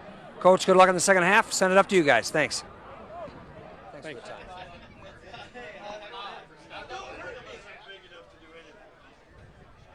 Thanks a lot there, Mark, and Coach Weinberger stopping by at the half. It's 10-7. Kennedy by no means out of this one. Josh Powers, Brian Hawks, our BEC-TV crew. Hall of Fame night 2011. You heard the inductees at the half. Mark Holgren, our sideline reporter, had a chance to talk to them. Legendary soccer player, the city of Bloomington Valley, Ripa. Of all of his accomplishments, the thing that stands out most to me, the team was never shut out in 3 years. With all the shutouts that happen in the game of soccer, to not be shut out for 3 consecutive years.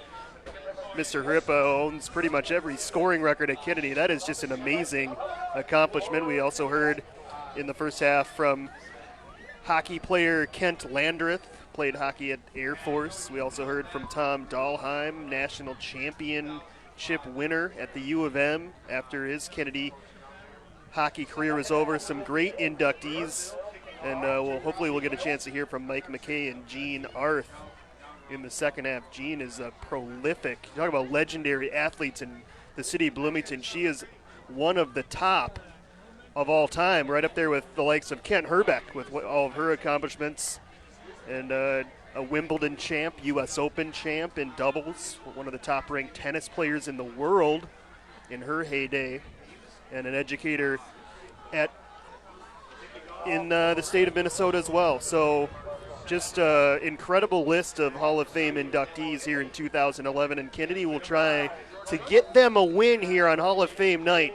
Trailing 10-7 at the half. You heard Coach Weinberger, Brian Hawks, obviously he wants to run the ball better. Kennedy just 34 yards on the ground in the first half. They had over 100 through the air, so ground attack plan number one for Coach Weinberger and the bunch.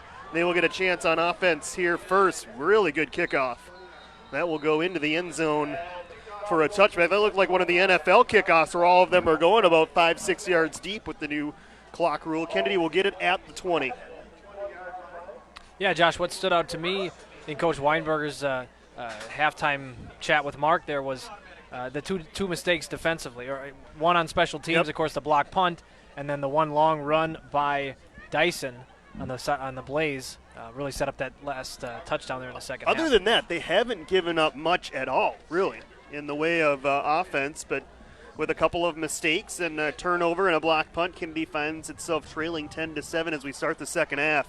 Lexus Jones, they get it on the ground right away. And Jones out to the 23 on a gain of 3. Coach Weinberger also talked about consistency. Kennedy hurt on a couple of drives with some penalties. They had a touchdown nullified on a holding call. And we mentioned a couple of the other mistakes. Just looking for that consistency level here in the second half, and hopefully they can find their rhythm.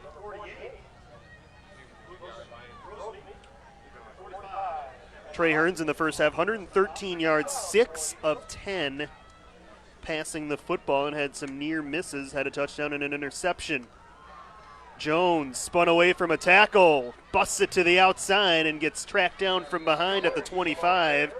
A gain of 2, and it's that third down and medium distance here now for Kennedy.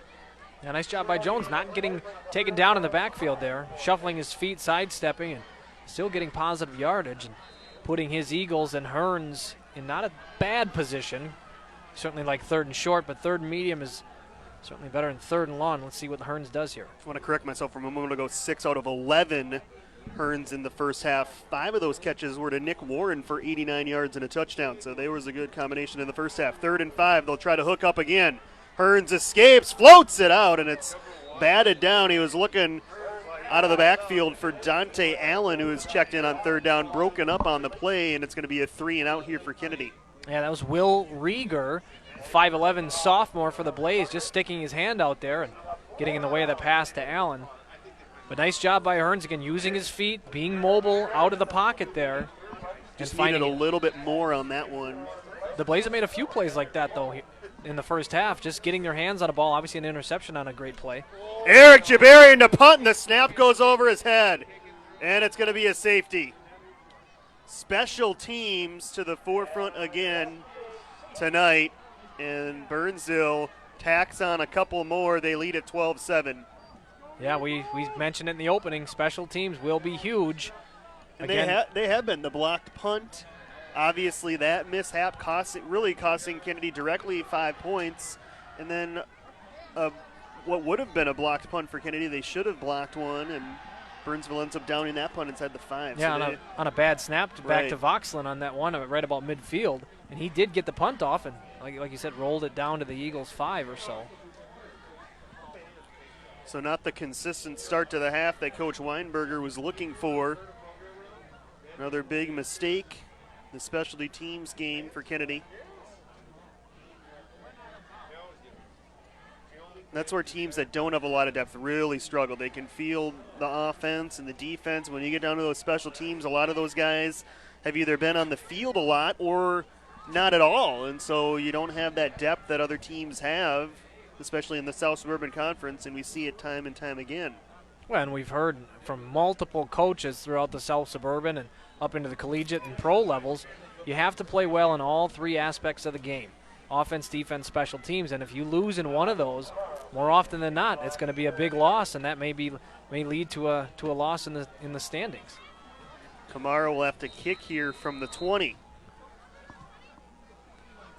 High kickoff for Kamara, fielded back at the 35. Should be good field position for Burnsville, and a big return as they busted into Kennedy territory, and it's Modal doing the damage. Jabarian tripped him up, but not before he scooted into Eagle territory at the 42-yard line.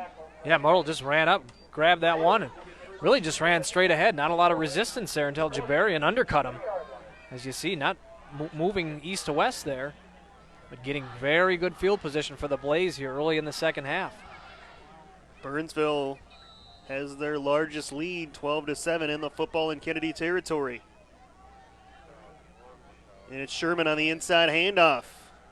Crosses the 40 and falls down at the 38-yard line for a gain of 4 on first down. That's going to be a key here in the second half, is not giving up those long runs. As you see the handoff from Modal to Sherman there. And a nice job there by the Eagle defensive line. Again, giving up a few, but not giving up the big play like the one to Dyson in the first half, where he scampered for 53 yards and set up that touchdown. Dyson's flanked on the right, as well as Sherman, who's in the slot. Just one tailback in the backfield, and that's Kuznar. Modal the pass, looking to the sidelines, and that is caught inside the 40 to the 39-yard line. Nice reception there by Clay Hurlbut, the wide receiver. Yeah, nice call by Coach Krebs for the Blaze. Get Modal moving to his right. Obviously an easy throw for a right-handed quarterback. And nice grab there by the Blaze wide receiver to pull that one in, move the chains. Blaze are playing well here in the second half. Only their second completion of the night. Modal's now 2 out of 5 for 37 yards. As that one goes for 10.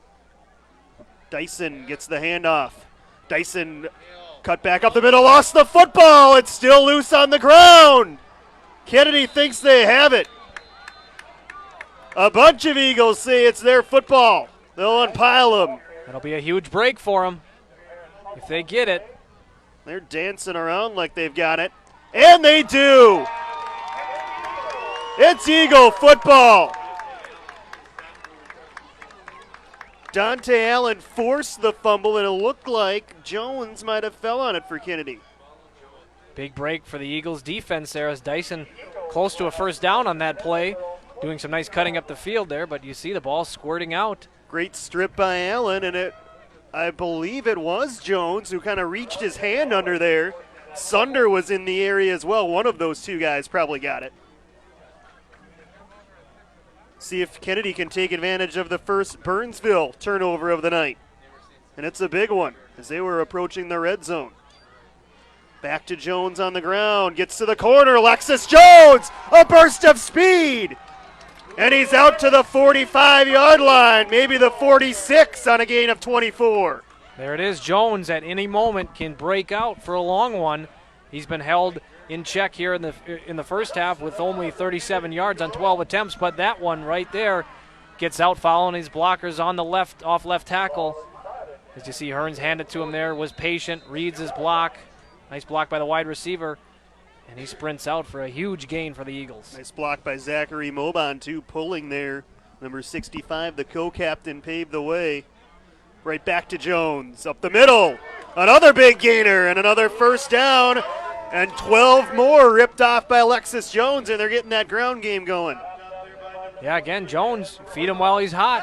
Following the big offensive line for the Eagles, able to move the chains again. And making Hearns' job very easy here on this drive. 38 yards in this second half already, which ups his first half total by 1 here in the first couple of minutes of the third quarter. Into Burnsville territory, Kennedy. Jabarian wide right, back to Jones again.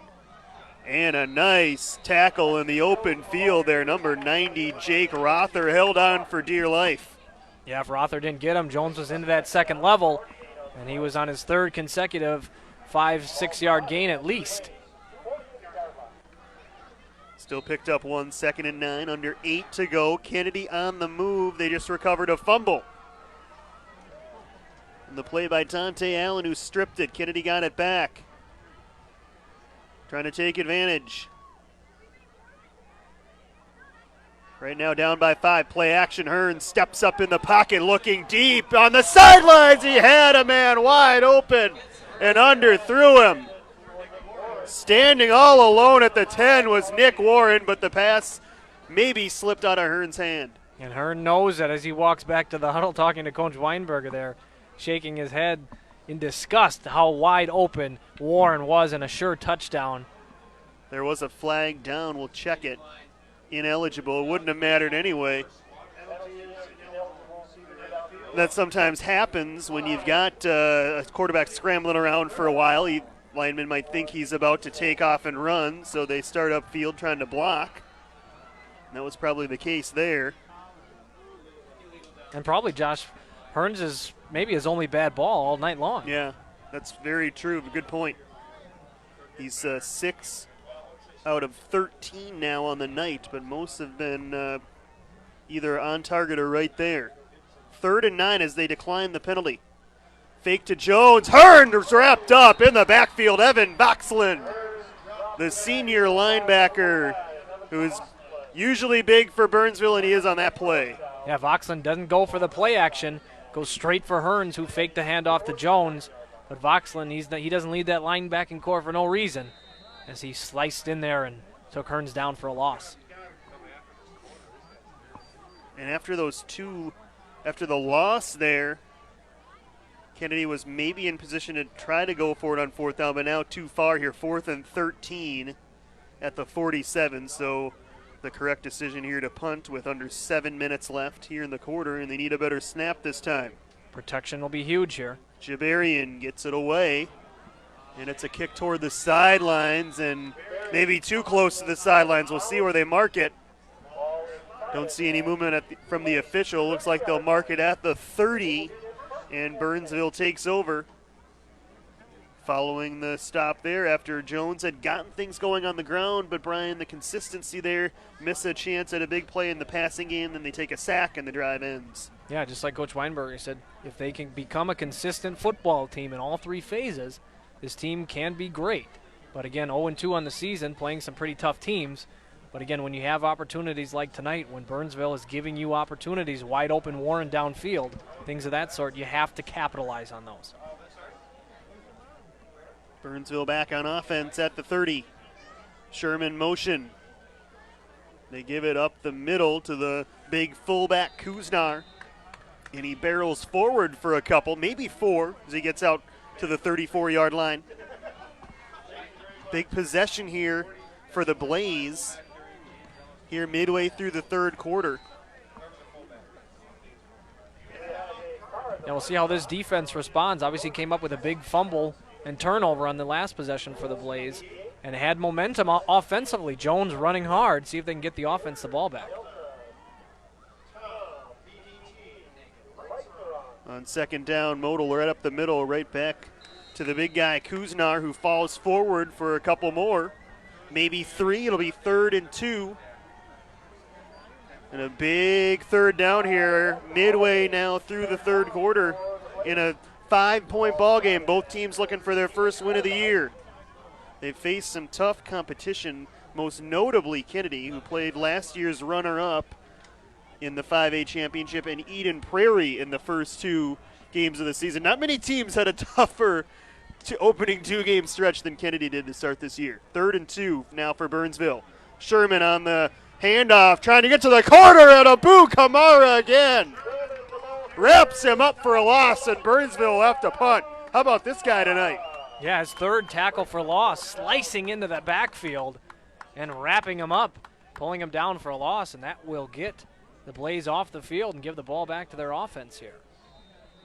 That end around worked once in the first half, and I don't think it's worked since, most notably because of those outside linebackers for Kennedy. Punt taken, a broken tackle. And then wrapped up at about the 40. Pretty good return, though, for Jordan Williams as he sets Kennedy up in pretty good field position. Yeah, I was just going to say, not bad place to start here. Again, their offense on the last drive, Jones is running hard. Hearns, obviously, with a short throw to Warren, but they're playing well, and I think the momentum is on the Eagles' side. So we'll see if they can capitalize on that on this possession.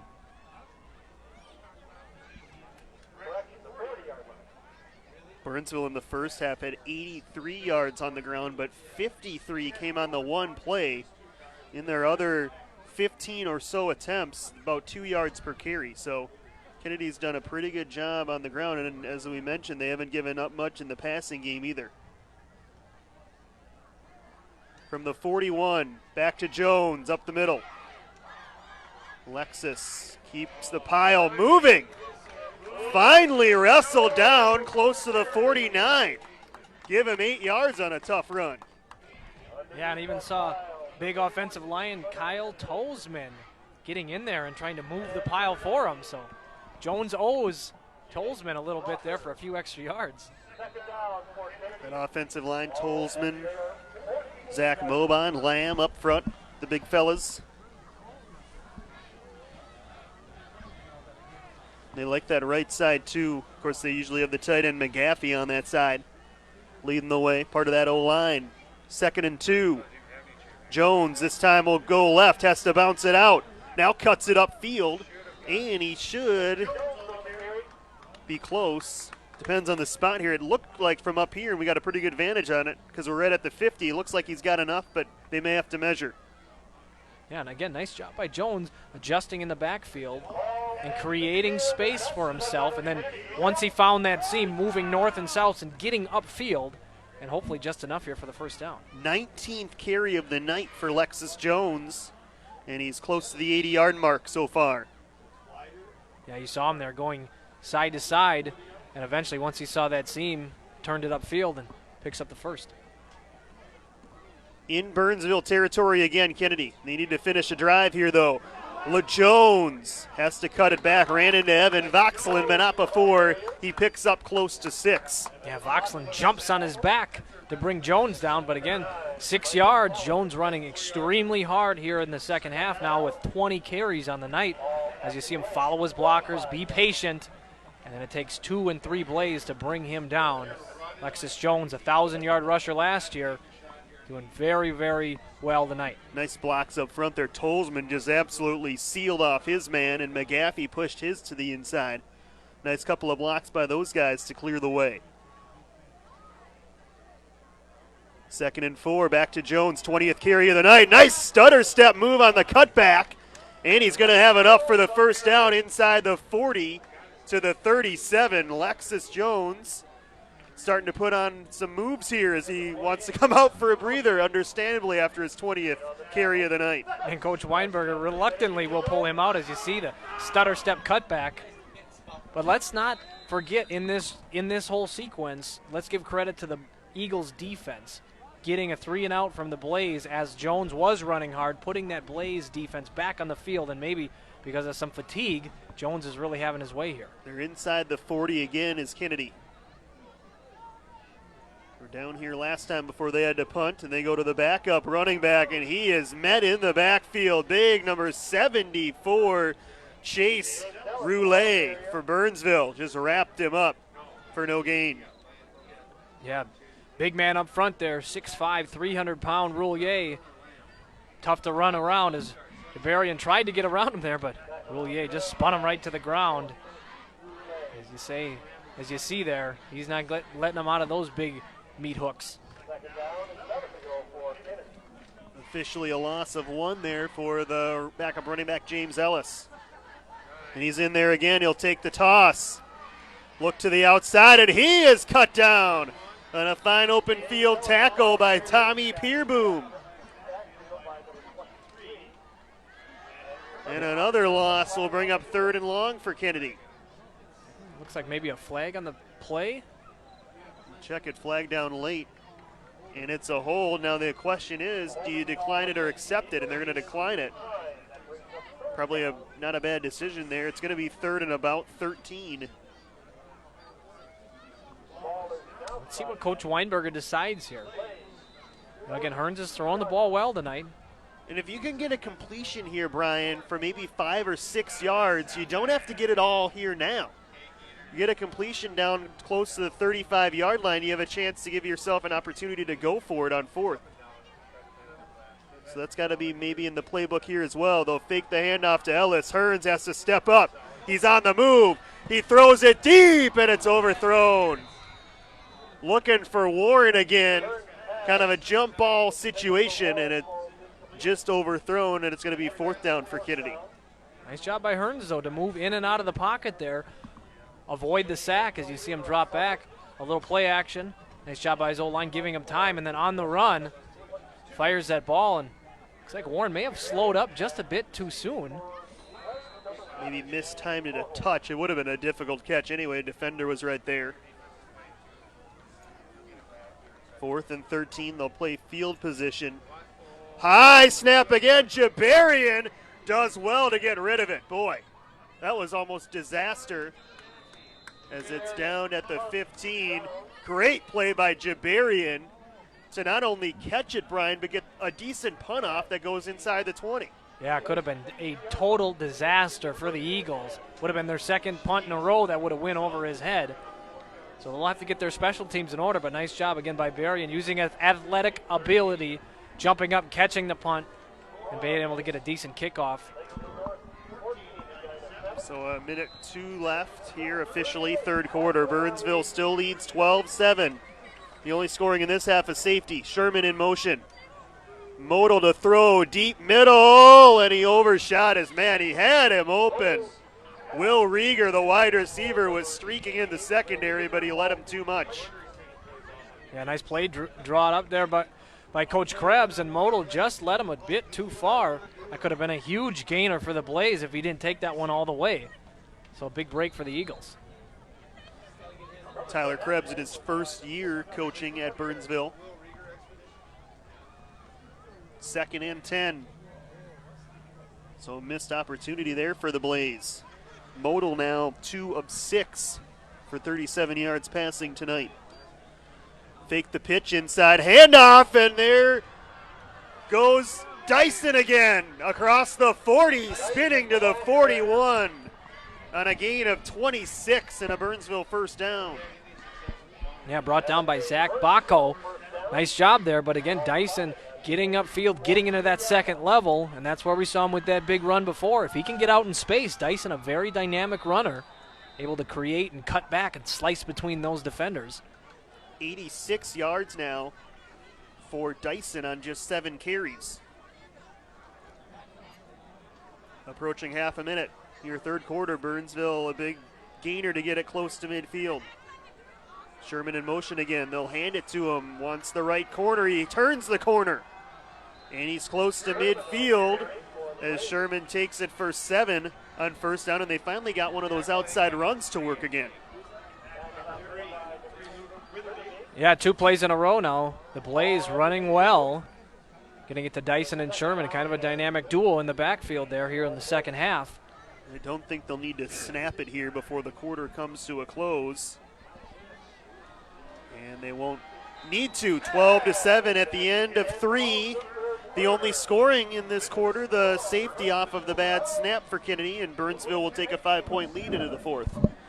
We've got Hall of Fame night in 2011. Mark Hultgren's down on the sidelines with more. Mark, what do you got for us? We're back here on the field with Kennedy Activities Director Chris Krenz. Chris, tell us a little bit about this busy weekend, all the things happening in Bloomington, not only Kennedy, but just throughout our city. Well, tonight we obviously had the Hall of Fame, exciting night for us. Tomorrow morning we have the Think Pink Kids 5K walk. It starts at Kennedy this year, which is a really cool thing. It used to be at the Mall of America. And actually, I have to say I'm super proud of my students. Kennedy has more kids signed up than Jefferson, so way to go, Kennedy. Yeah. So it starts tomorrow morning. After that, we end at Heritage Days, another town festival. Great activities for all kinds of ages. A lot of our kids are playing 3-on-3 basketball, participating in the talent show, so you'll see a lot of us. Then in 2 weeks, it's the Kennedy Homecoming. Coronation is Monday night, and then homecoming game was that Friday, September 30th, so hopefully everybody's there. all those activities going on takes away from your day-to-day activities, a few of the committees you're on? This is the fun stuff. The office stuff isn't the fun stuff. This is the fun stuff, so I enjoy it. All right, thanks a lot for all you do for Kennedy High School. Back to you guys. Thanks. Thanks, Mark, and definitely a busy time of year around the Metro, specifically for Kennedy. And Chris Krenz does a great job, athletics director here for the Eagles. And the defense for Kennedy stands tall there on 2nd and short. They force a 3rd and about 3 here as we're underway 4th quarter. Kuznar in the backfield along with Dyson and Sherman. Dyson lost the handoff! And I think he jumped on it. Dante Allen was oh so close to scooping it up. But give Dyson credit, he fell on it. However, it will be 4th down. Burnsville sends in the punt unit. Yeah, one of the risky running all of that misdirection as you see Dyson fall on that and luckily recover his own fumble there. But again, you run the risk of play action here, misdirection there, and those handoffs sometimes are a little bit shaky. Boxman the punt. He gets off a pretty good one. And they let it bounce. It hit a Burnsville player at the 25, so that's where they should mark it, and they will. And Kennedy will get it there as we're into the 4th quarter here. Brian Hawks, you look at the clock here, just over 10 minutes to go. You know you're not going to get too many more chances if you're Kennedy. You need to take advantage in a hurry. Yeah, this is going to be a big drive for them. It'll be interesting to see how much they give it to Jones, if they let Hearns kind of get out and maybe make some plays with his legs, if they're running Jones off tackle, if they throw some sweeps to him. But a big drive nonetheless here for the Eagles. Jones is back in there after his rest at the end of the last drive. And they'll give it to him on 1st down. Stutter step move, cuts it upfield and tackled at the 30 on a gain of about 4, maybe 5 on 1st down. That's been a pretty consistent gainer for Kennedy here in the second half. You look at his runs, just one negative run to start the second half. Then it's been pretty consistent for Lexus here in the second half tonight as opposed to the first. But can they sustain these drives is the question. 2nd and 5, back to the ground. Jones to the outside.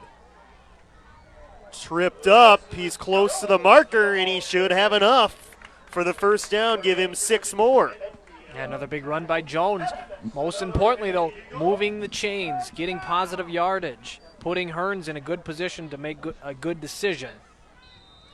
You know, they don't have to, they have 10 minutes on the clock here. There is no rush by any means, but continue to make positive yardage plays. Jones over 100 yards now, 109. Most of that coming in the second half. It's taken 23 carries to do so, so he's 4.5 yards per carry or so. Fresh 4 for Kennedy. Play action, Hearns. Looking middle, and he fires a bullet into Burnsville territory. Hauled in by Eric Jabarian at the 44-yard line. Beautiful throw by the sophomore. Yeah, what a throw by just a young quarterback there. Throwing the strike to Jabarian. Making good decisions, set his feet, fired a strike as you see him drop back. Beautiful blocking by his offensive line, giving him time. And Jabarian using his body, putting his body between him and the ball, the defender and the ball, comes down with the big gain. 20-yard gain there on the pass play. Back to the ground, and Jones twisting and stiff-arming his way to the 41. Should have been wrapped up for probably a loss. Broke 3 tackles and ended up gaining 4 yards. What a run. Yeah, Jones tough to bring down. Broke 1, 2, 3 tackles and still gains positive yardage there. Looks like we may have a flag on the play, though, as it looks like it's in the area of holding on the Eagles. Bring this one back. It would have been his 24th carry of the night, but instead the 5th Kennedy penalty, and these are just killers. It's a 3rd hold on Kennedy. This one a block in the back. They will get backed up back into their own end. And as you said, Josh, these could be drive killers right here. Even though it's on a 1st down here, but you're still 1st and 20. It's a long way to go. And again, with Jones gaining 5-10 yards potentially at a time, you cannot put your offense in this type of a position there. I think that's important. That's why coaches stress the consistency. If you're an explosive team that could pick up 30 yards on any given snap, it doesn't hurt you as much. But when you don't have that explosive nature, those penalties are so costly. 1st and 20 now. Back to Jones, trying to get some of it back. He's not going to get much, maybe a couple out to the 47. Meanwhile, the clock is under 9 minutes. Again, that's why those penalties are such killers, because Jones is more often than not going to get positive yardage, but it's it's a 3, it's a 5-yard, maybe a 10-yard run. It's tough to get all of that yardage back in one play, and now you're in 2nd and long and potentially 3rd and long if you don't gain, of course, any chunks of yardage here. Jones has to come off. Ellis comes in, so you might be expecting a pass here as Hearns goes to the shotgun. McGaffey split on the left side with 3 wide receivers. Hearns back to throw, looking this side, throws back shoulder, and it's incomplete. Looked like a pretty good ball towards Casey Hansen, just could not quite make the adjustment in the catch. Yeah, I like the throw by Hearns, though. Back shouldered Hansen, and he turned around right on time, stuck his hand out, but just couldn't pull that one in. Sometimes you got to stick the other hand out as well. Grab that with 2 hands. A nice try there by Hearns. He's thrown the ball very well tonight, but he's going to have to do it again here. It's 3rd and long. 3rd and 18 to go here. Need to take it all the way to the Burnsville 35-yard line. Hearns back to the shotgun. Ellis still in there at the running back spot. And another flag. 6th penalty now on Kennedy, and it's going to be 3rd and 23. Yeah, again, a mental breakdown there. Every bit of yardage here counts, especially when you're 3rd and extremely long. And now that may make the decision for Coach Weinberger to play it safe. There's 8 minutes on the clock. You do not need to pick up the 1st down here. Put your defense back out there and see if you can get a stop. They'll go 3 wide with McGaffey this time to the right. Hansen out to the right. Warren and Jabarian to the left. Hearns under heavy pressure, and he is sacked. Back at the 35, and it's number 74 once more. Chase Roulette having a nice night. Yeah, blew up that play in the backfield, but I like the decision by Hearns. Although he did take a sack, he didn't turn the ball over. He made the right play at the right time. You keep your special teams unit on the field here, send the punting guys out, and kick it, and again, get your defense out there and get it 3 and out. Once again, Kennedy able to drive into enemy territory, but then the drive stalls. Jabarian, that one might have been partially blocked. It'll take a roll. There is a flag down. And the flag, we'll see where that flag is thrown. The official might have picked it up in a hurry. It's in the area of roughing the kicker, though. It's a personal foul. Wow. Wow, what a break. And it's a 1st down for Kennedy. Wow, that's a huge play.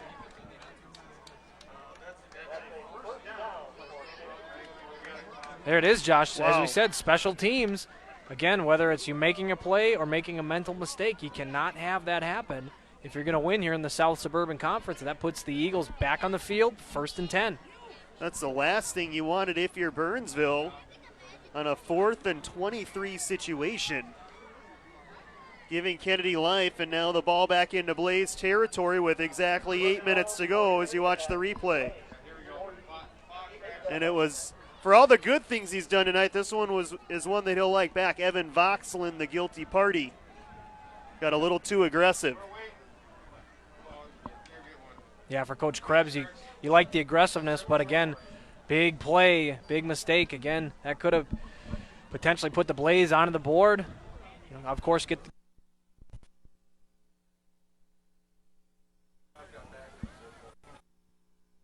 Obviously, the officials ruled that Voxlin did not get a piece of that football.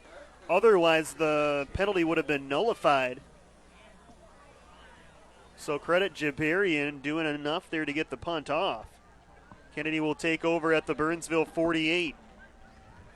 The clock is mysteriously down to 7:41 here. It was at 8 minutes a moment ago. No play had been run, but we'll apparently get no correction. Here's Jones on first down. And they're trying to push him forward again. Still no whistle. Finally, as he's pushed to the 45-yard line for a gain of 3, the whistle sounds. Jones picking up positive yardage, though. That's what you need. Again, you're not going to get it all in one play necessarily. You see Hearns give it to Jones there and then just moving the pile, pushing for that extra yard. Jason Lamb doing his best there. McGaffey as well. Jones 115 yards, 25 carries tonight for the senior tailback for Kennedy. First 100-yard game of his season. We thought that might happen tonight. He'll get it again on carry number 26, and he almost was in the secondary if not for an ankle tackle by Voxland. He might have had a huge gainer. Yeah, Voxland making a big gain, saving play there as a flag comes in. We'll see what that flag will be, but nice job by Jones. If that stands, it'll be close to a first down. Dante Allen acting like it's on him with his arms outstretched in disbelief. As they back up, they're assuming it is on the Eagles, and the call comes in. It's a chop block. That's a 15-yard penalty. The 7th of the night for Kennedy now. 60 yards worth of penalties for the Eagles. In a low-scoring game, those 60 yards are pretty big. 6:50 remaining now. See if we can get a look at this chop block. And I don't think it was on Allen. It looked like it was probably on the right tackle there. Allen was acting like it was on him. Maybe it was something we didn't see at the end of the play. Or he was just trying to help out his teammate avoid a call. Who knows? In any event, 2nd and 22. Kennedy in a hole again. Hearns, shotgun, takes off on a quarterback draw. He's got some open field, and he is tackled down on the ankles. A beautiful play to stop a huge gainer. Josh Bernardi really saved the day there for the Blaze. Yeah, Hearns had room to run there. Bernardi didn't get him. That was another 5 or 10 yards potentially. I like the call, though, by Coach Weinberger, getting Hearns out in the open field, using his athletic ability to make a play and keeping that Blaze defense off guard. It's 3rd and 14. The line to make the 38-yard line of Burnsville. Kennedy goes 3 wide again. Warren and Jabarian this side. Jones in the backfield. McGaffey offset to the right. Big 3rd down for Kennedy. Hearns steps up over the middle. Actually toward the sidelines. And it is incomplete, intended for Nick Warren. And now 4th down decision time here for Kennedy, and they're going to punt with still 5:36 to go. Yeah, Jake Rother for the Blaze getting in the backfield, causing Hearns to throw it just a bit earlier than he wanted to. So nice job by the Blaze, putting their special teams on the field and forcing the Eagles to punt. Jabarian to punt, and this has kind of been an adventure tonight. Couple of bad snaps, a roughing the kicker penalty, and now another penalty, this one of the false start variety.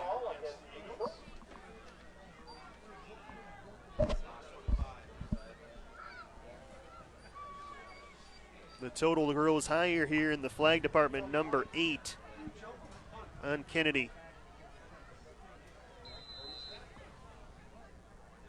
Back deep for Burnsville is the quarterback Modal, standing at his own 25.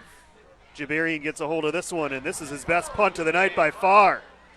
Modal, the fair catch, back at the 16-yard line. Big punt at a much-needed time there for Eric Jabarian, and Burnsville back inside the 20 with 5.5 minutes to go. Yeah, beautiful kick, keeping the Blaze back in field position tough for them. And we'll see what the Eagles defense can do. There's a lot of time left on this clock, but you have got to get stops. You can't let senior quarterback Dan Moldal, as you see there, you can't let him get out in the open field. They're going to certainly try to run the ball, give it to Dyson, see what they can create, but you got to get some stops here. Dyson and Kuznar in the backfield. And it'll be Dyson off the left.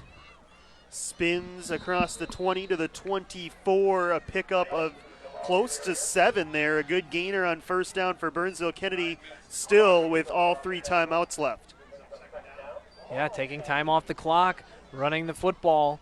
That's going to be a recipe for success here in this last 5 minutes. But again, you have to challenge your defense if you're Coach Weinberger. Come up and give us a big stop. You got to stuff the middle. You know that the run's coming. Let's see what they can come up with here. Be very surprised if they throw it here unless they really need to. They've only attempted 6 passes tonight. Sherman goes back into the backfield. Offset with Kuznar. 2nd and 3. Inside handoff, but whistles here as Dyson started to break free. Of course, Kennedy relaxing there with the stoppage, and I think this one's going against the Blaze. Yeah, finally a penalty not on the Eagles there. That's as the Blaze moving a bit early, and that'll back them up 5 more yards. It's a welcome sign as Kennedy's showing blitz here. Just a little bit of movement, but that's all it takes. Now you go from 2nd and short all the way to 2nd and 8. Clock still moving, though, even with the penalty, under 4.5 to go. Sherman in motion. They'll hand it to him, and he won't get much. Nice play on the edge by Matthew McCracken for the stop, and it's 3rd and long. Yeah, McCracken knifing in there and stopping the run. Beautiful job there, putting him in 3rd and long. See if the Blaze can convert, but the Eagles trying to get off the field and desperately getting the ball back to their offense with under 4 to play now. We'll see how much they trust Modal here on this 3rd and 7. He's 2 of 6 tonight. Biggest defensive play of the night here for Kennedy with under 4 to go. Modal with a little bubble screen. Has it out, and they're not going to get the first down. They come up with a sure stop there on Sherman. Kennedy had 3 guys over there, and they made certain that Sherman would not get the first. Yeah, big stop by the Eagles defense, putting that punt team on the field for the Blaze, getting the ball back for their offense here. So nice job. But now the focus turns to Hearns, Jones, and that Eagles offense, seeing what they can do. Can they put 6 on the board and take the lead here in the 4th quarter? Kennedy's called one of their timeouts with 3:30 to go as they'll await what should be a 4th down punt, and we'll turn our attention back to the senior spotlights here in 2011, Brian. Yeah, Josh, let's take a look at Nate Harrington, a 5'7", 145-pound linebacker for the Eagles. A few things. He's been playing football for only 3 years, so relatively short period of time. His favorite TV show is Tom and Jerry. He is a colorful character, this Mr. Harrington, for sure. And something else that I thought was relatively interesting, he wants to play in a college marching band at the next level, so to speak. Who doesn't? I did that, and it was a great experience. Hopefully Harrington does the same. He had some other answers that were somewhat controversial that we cannot dive into, but he is a fun-loving young man, Nate Harrington, number 18 for Kennedy. All right, the Eagles here on 4th down. Will they come after the punter? They will not.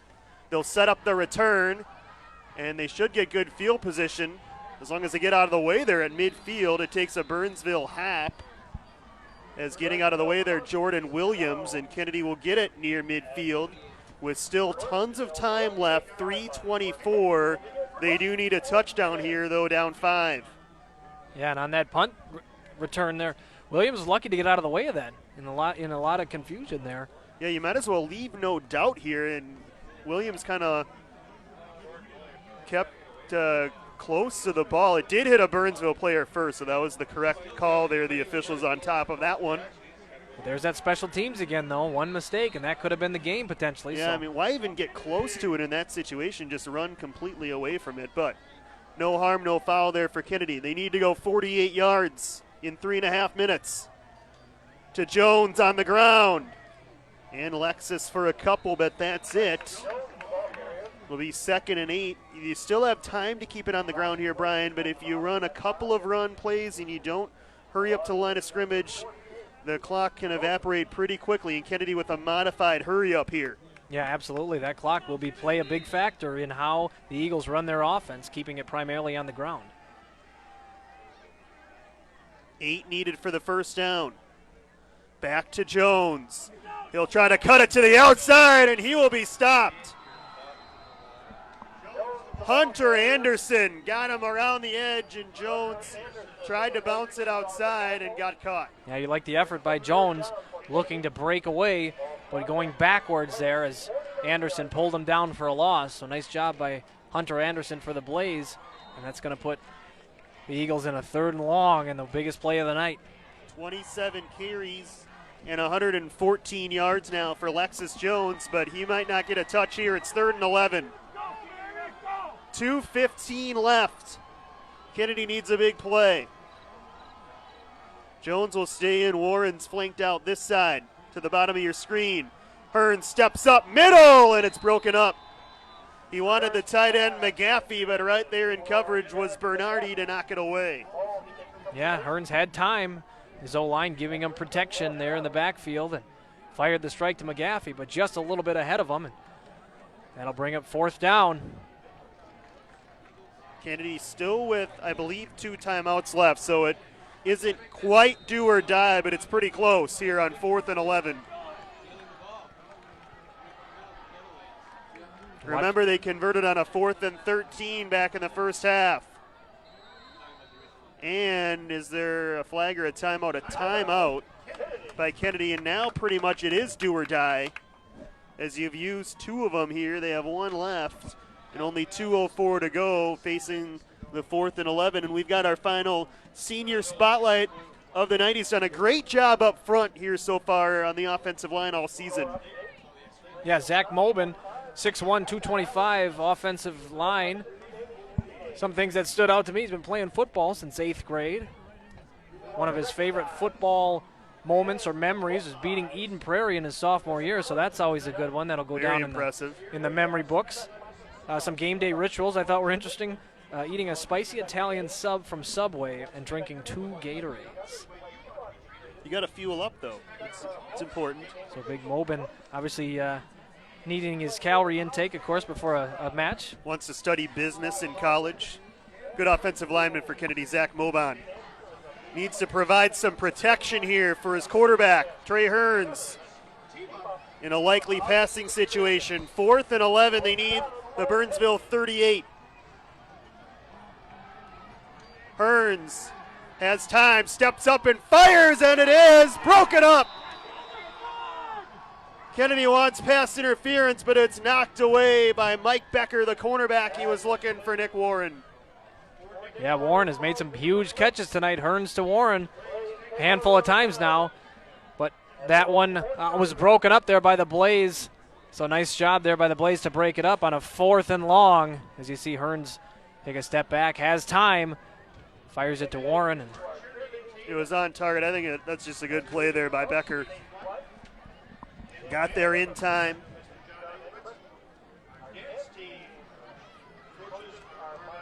Kennedy still showing that they have 2 timeouts, so you might want to check that. I thought they burned 2, but still showing 2, so we'll see how that develops. 1st and 10. Moto will keep it, and he's got the corner. Moto down the sidelines. He'll go all the way. Touchdown, Burnsville. How about that play as you're trying to run out the clock? that certainly seals the deal for you. As Modal just looking to take time off the clock, rolling out to his left. Found the open straightaway there, and some pretty decent speed there by the quarterback. Yeah, we've seen him on punt returns, extra points, obviously. His first carry of the night, and he takes it 51 yards for the touchdown. Yeah, untouched all the way, 51 yards to more or less seal this game and get Burnsville their first win of the season. Timeout taken here. The spread is already 9, so the extra point really inconsequential. Kennedy needs 2 scores here. This is really where that safety hurts you back here at the beginning of this second half, because you look up and now it's probably going to be a 19-7 game. So I guess technically it would have been 17-7 anyway, but we'll see what Kennedy can do here. There's still 1 minute and 48 seconds left, but obviously 2 scores required for Kennedy, a much tougher task.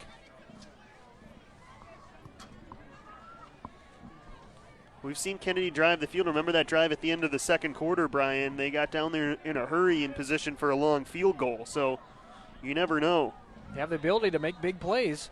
With Hearn at QB, he's throwing some nice balls tonight. They're going to have to put it on his shoulders here with 1:48 left. Burnsville will go for 2 here, which is probably the right decision to try to go up by 13.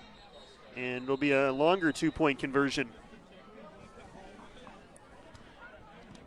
We've seen some our fair share of penalties for sure tonight, Brian, and coaches like to have that cleaned up. Usually by week 2.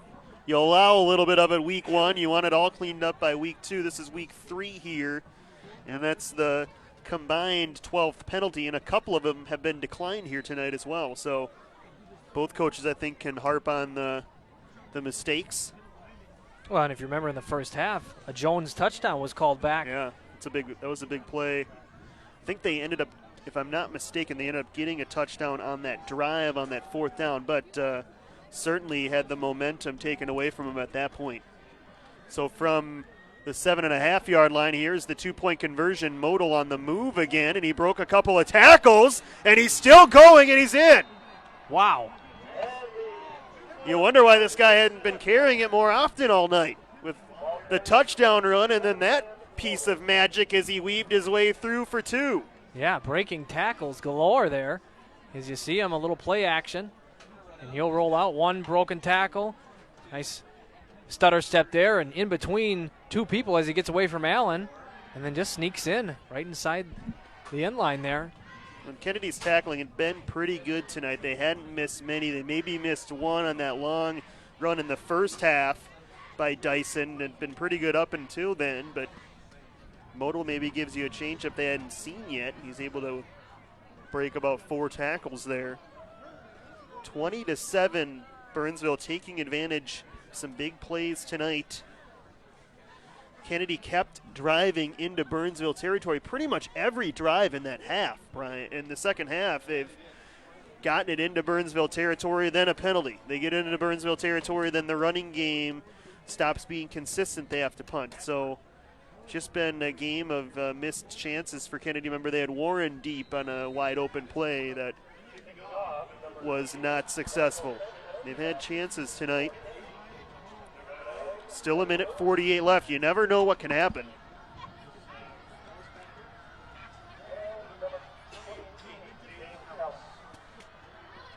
And Sanchez to kick, and they will keep it short and on the ground, and it is scooped up. They try to set up the return, and they'll get it to the 34-yard line as Kennedy. And it's scooped up by one of the up men, Gavin Peterson, the junior. So Kennedy has to go a ways here in a minute 43. So it's going to be put on the shoulders here of the sophomore Hearns. See what he can do. Again, you don't necessarily need to get it all back in one big chunk, but you got to move the football, and you're going to have to get it in pretty decent chunks here. But let's see what they do with Hearn. If they keep him in the pocket, if they roll him out, he's throwing the ball well tonight. Warren will trot out to the far side on the top side of your screen. He's been the favored target tonight for Hearns. He's got 5 catches. Little bubble screen to him. And he drags a couple of people out to the 38. The clock will continue to roll here. With 90 seconds to go, Kennedy will have to hurry up to the line of scrimmage. You're going to have to get going here. That one just took a little bit too long to develop, I think, Brian, and the throw was maybe a yard behind him, and that allowed the defensive lineman to get upfield and make the stop. 2nd and 5, Hearns in the gun. Looking deep, wants it all, and a flag thrown, a couple of flags thrown. Casey Hansen did a pretty good sales job there out on the edge. There was some contact. I'm not so sure he would have been able to catch that football, but it looks like we're going to get some interference. Yeah, Hansen almost looked like he pulled up short, thinking the ball was going to be thrown a little shorter as you see him turn around, and then as he goes to look for the longer one, getting caught up there with the safety, and that's going to go for the Eagles. Well, that helps them. It stops the clock in a minute 7 and gives them 15 yards.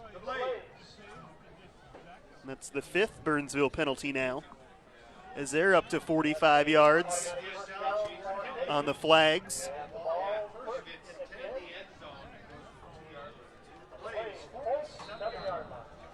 So they're back into Burnsville territory again on another drive here in the second half. Yet to come away with points. Down 13, Hearns has to step up, and he steps right into the arms of Roulet. It's the last guy you want to meet when you're stepping up into the pocket. Yeah, Roulier wraps him up with those big meat hooks and drives him into the ground as the clock continues to run here. Kennedy with a couple of timeouts. I'm surprised they haven't used one of them, as we're down to 40 seconds now and they're in a huddle.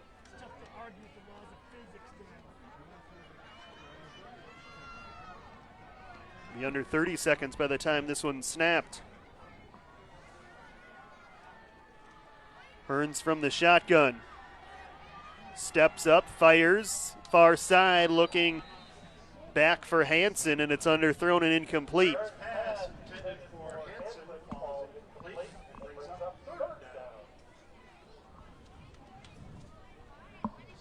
And Hearns, after a really good first half, Brian, he was 6 out of 11. He's just 1 out of 7, I believe, passing in this half. Did get an interference penalty a moment ago, but you have to credit some of the Burnsville secondary members. They've had a nice game back there as well. An interception, some batted away passes that could have been big plays. 22.9 to go. And they'll keep it on the ground here. Ellis will get a carry, and Ellis tried to shake out of a tackle of Modal at the 45-yard line. It'll be short of the first down, and the clock will roll under 10 seconds, and that might be it. Kennedy will not run another offensive play. Burnsville comes into Bloomington Stadium, and they get their first win of the season.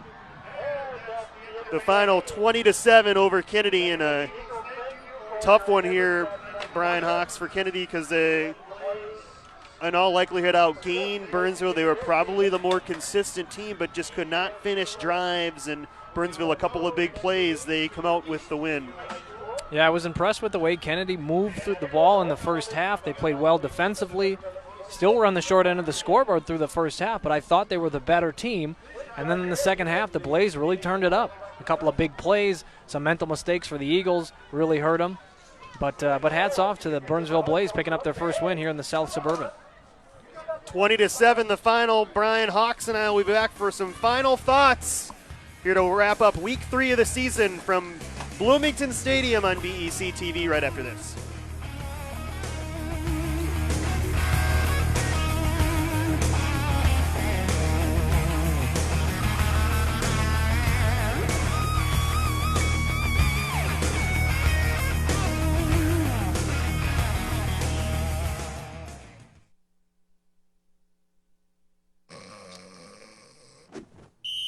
Personal foul? Inactive activities on a glorious day. Huh? Let's get out there and play!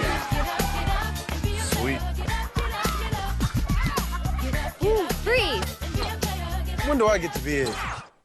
Uh-oh. Hey, Reggie, frozen people can't talk. PLA!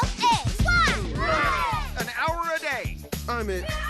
There are lots of great play ideas online, but don't stay too long.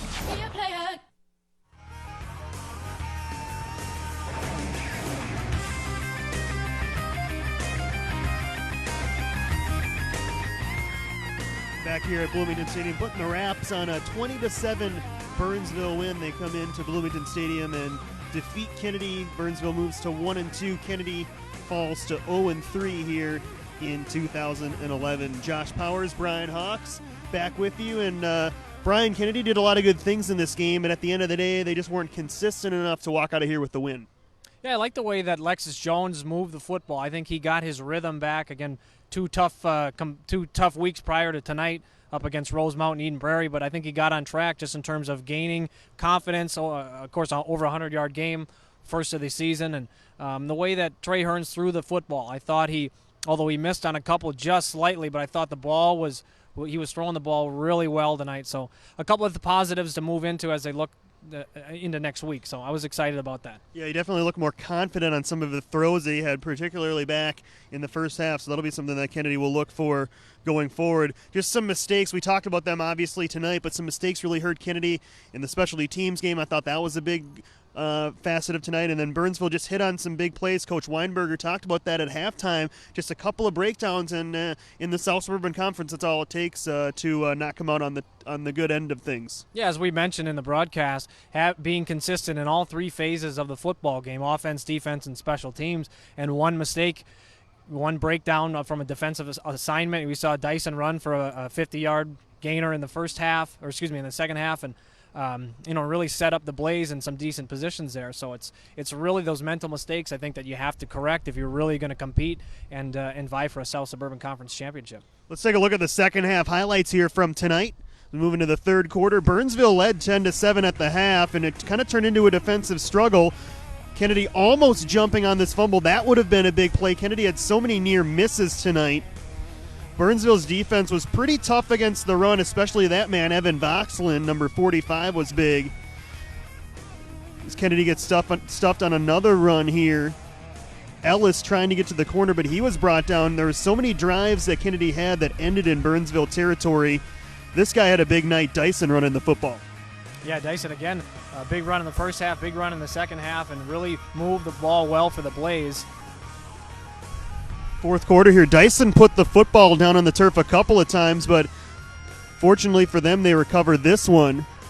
Trey Hearns tried to go to the air successfully to move the ball into Burnsville territory, but then Kennedy had a penalty, which stalled that drive.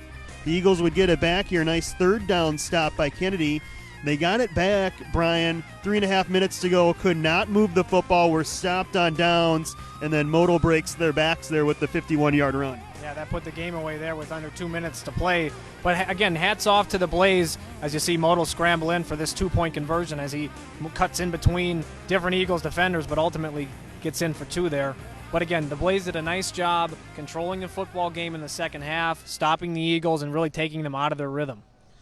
And as we mentioned earlier, Burnsville moves to 1-2. Kennedy 0-3 on the season. The Eagles will be on the road next Friday night. We'll see Jefferson back here at home on Friday at 7:00 start, and you can come out here live or watch it on BEC-TV. Until then, for Brian Hawks, for Mark Hulkran, our entire BEC-TV crew, this is Josh Powers saying good night from Bloomington Stadium.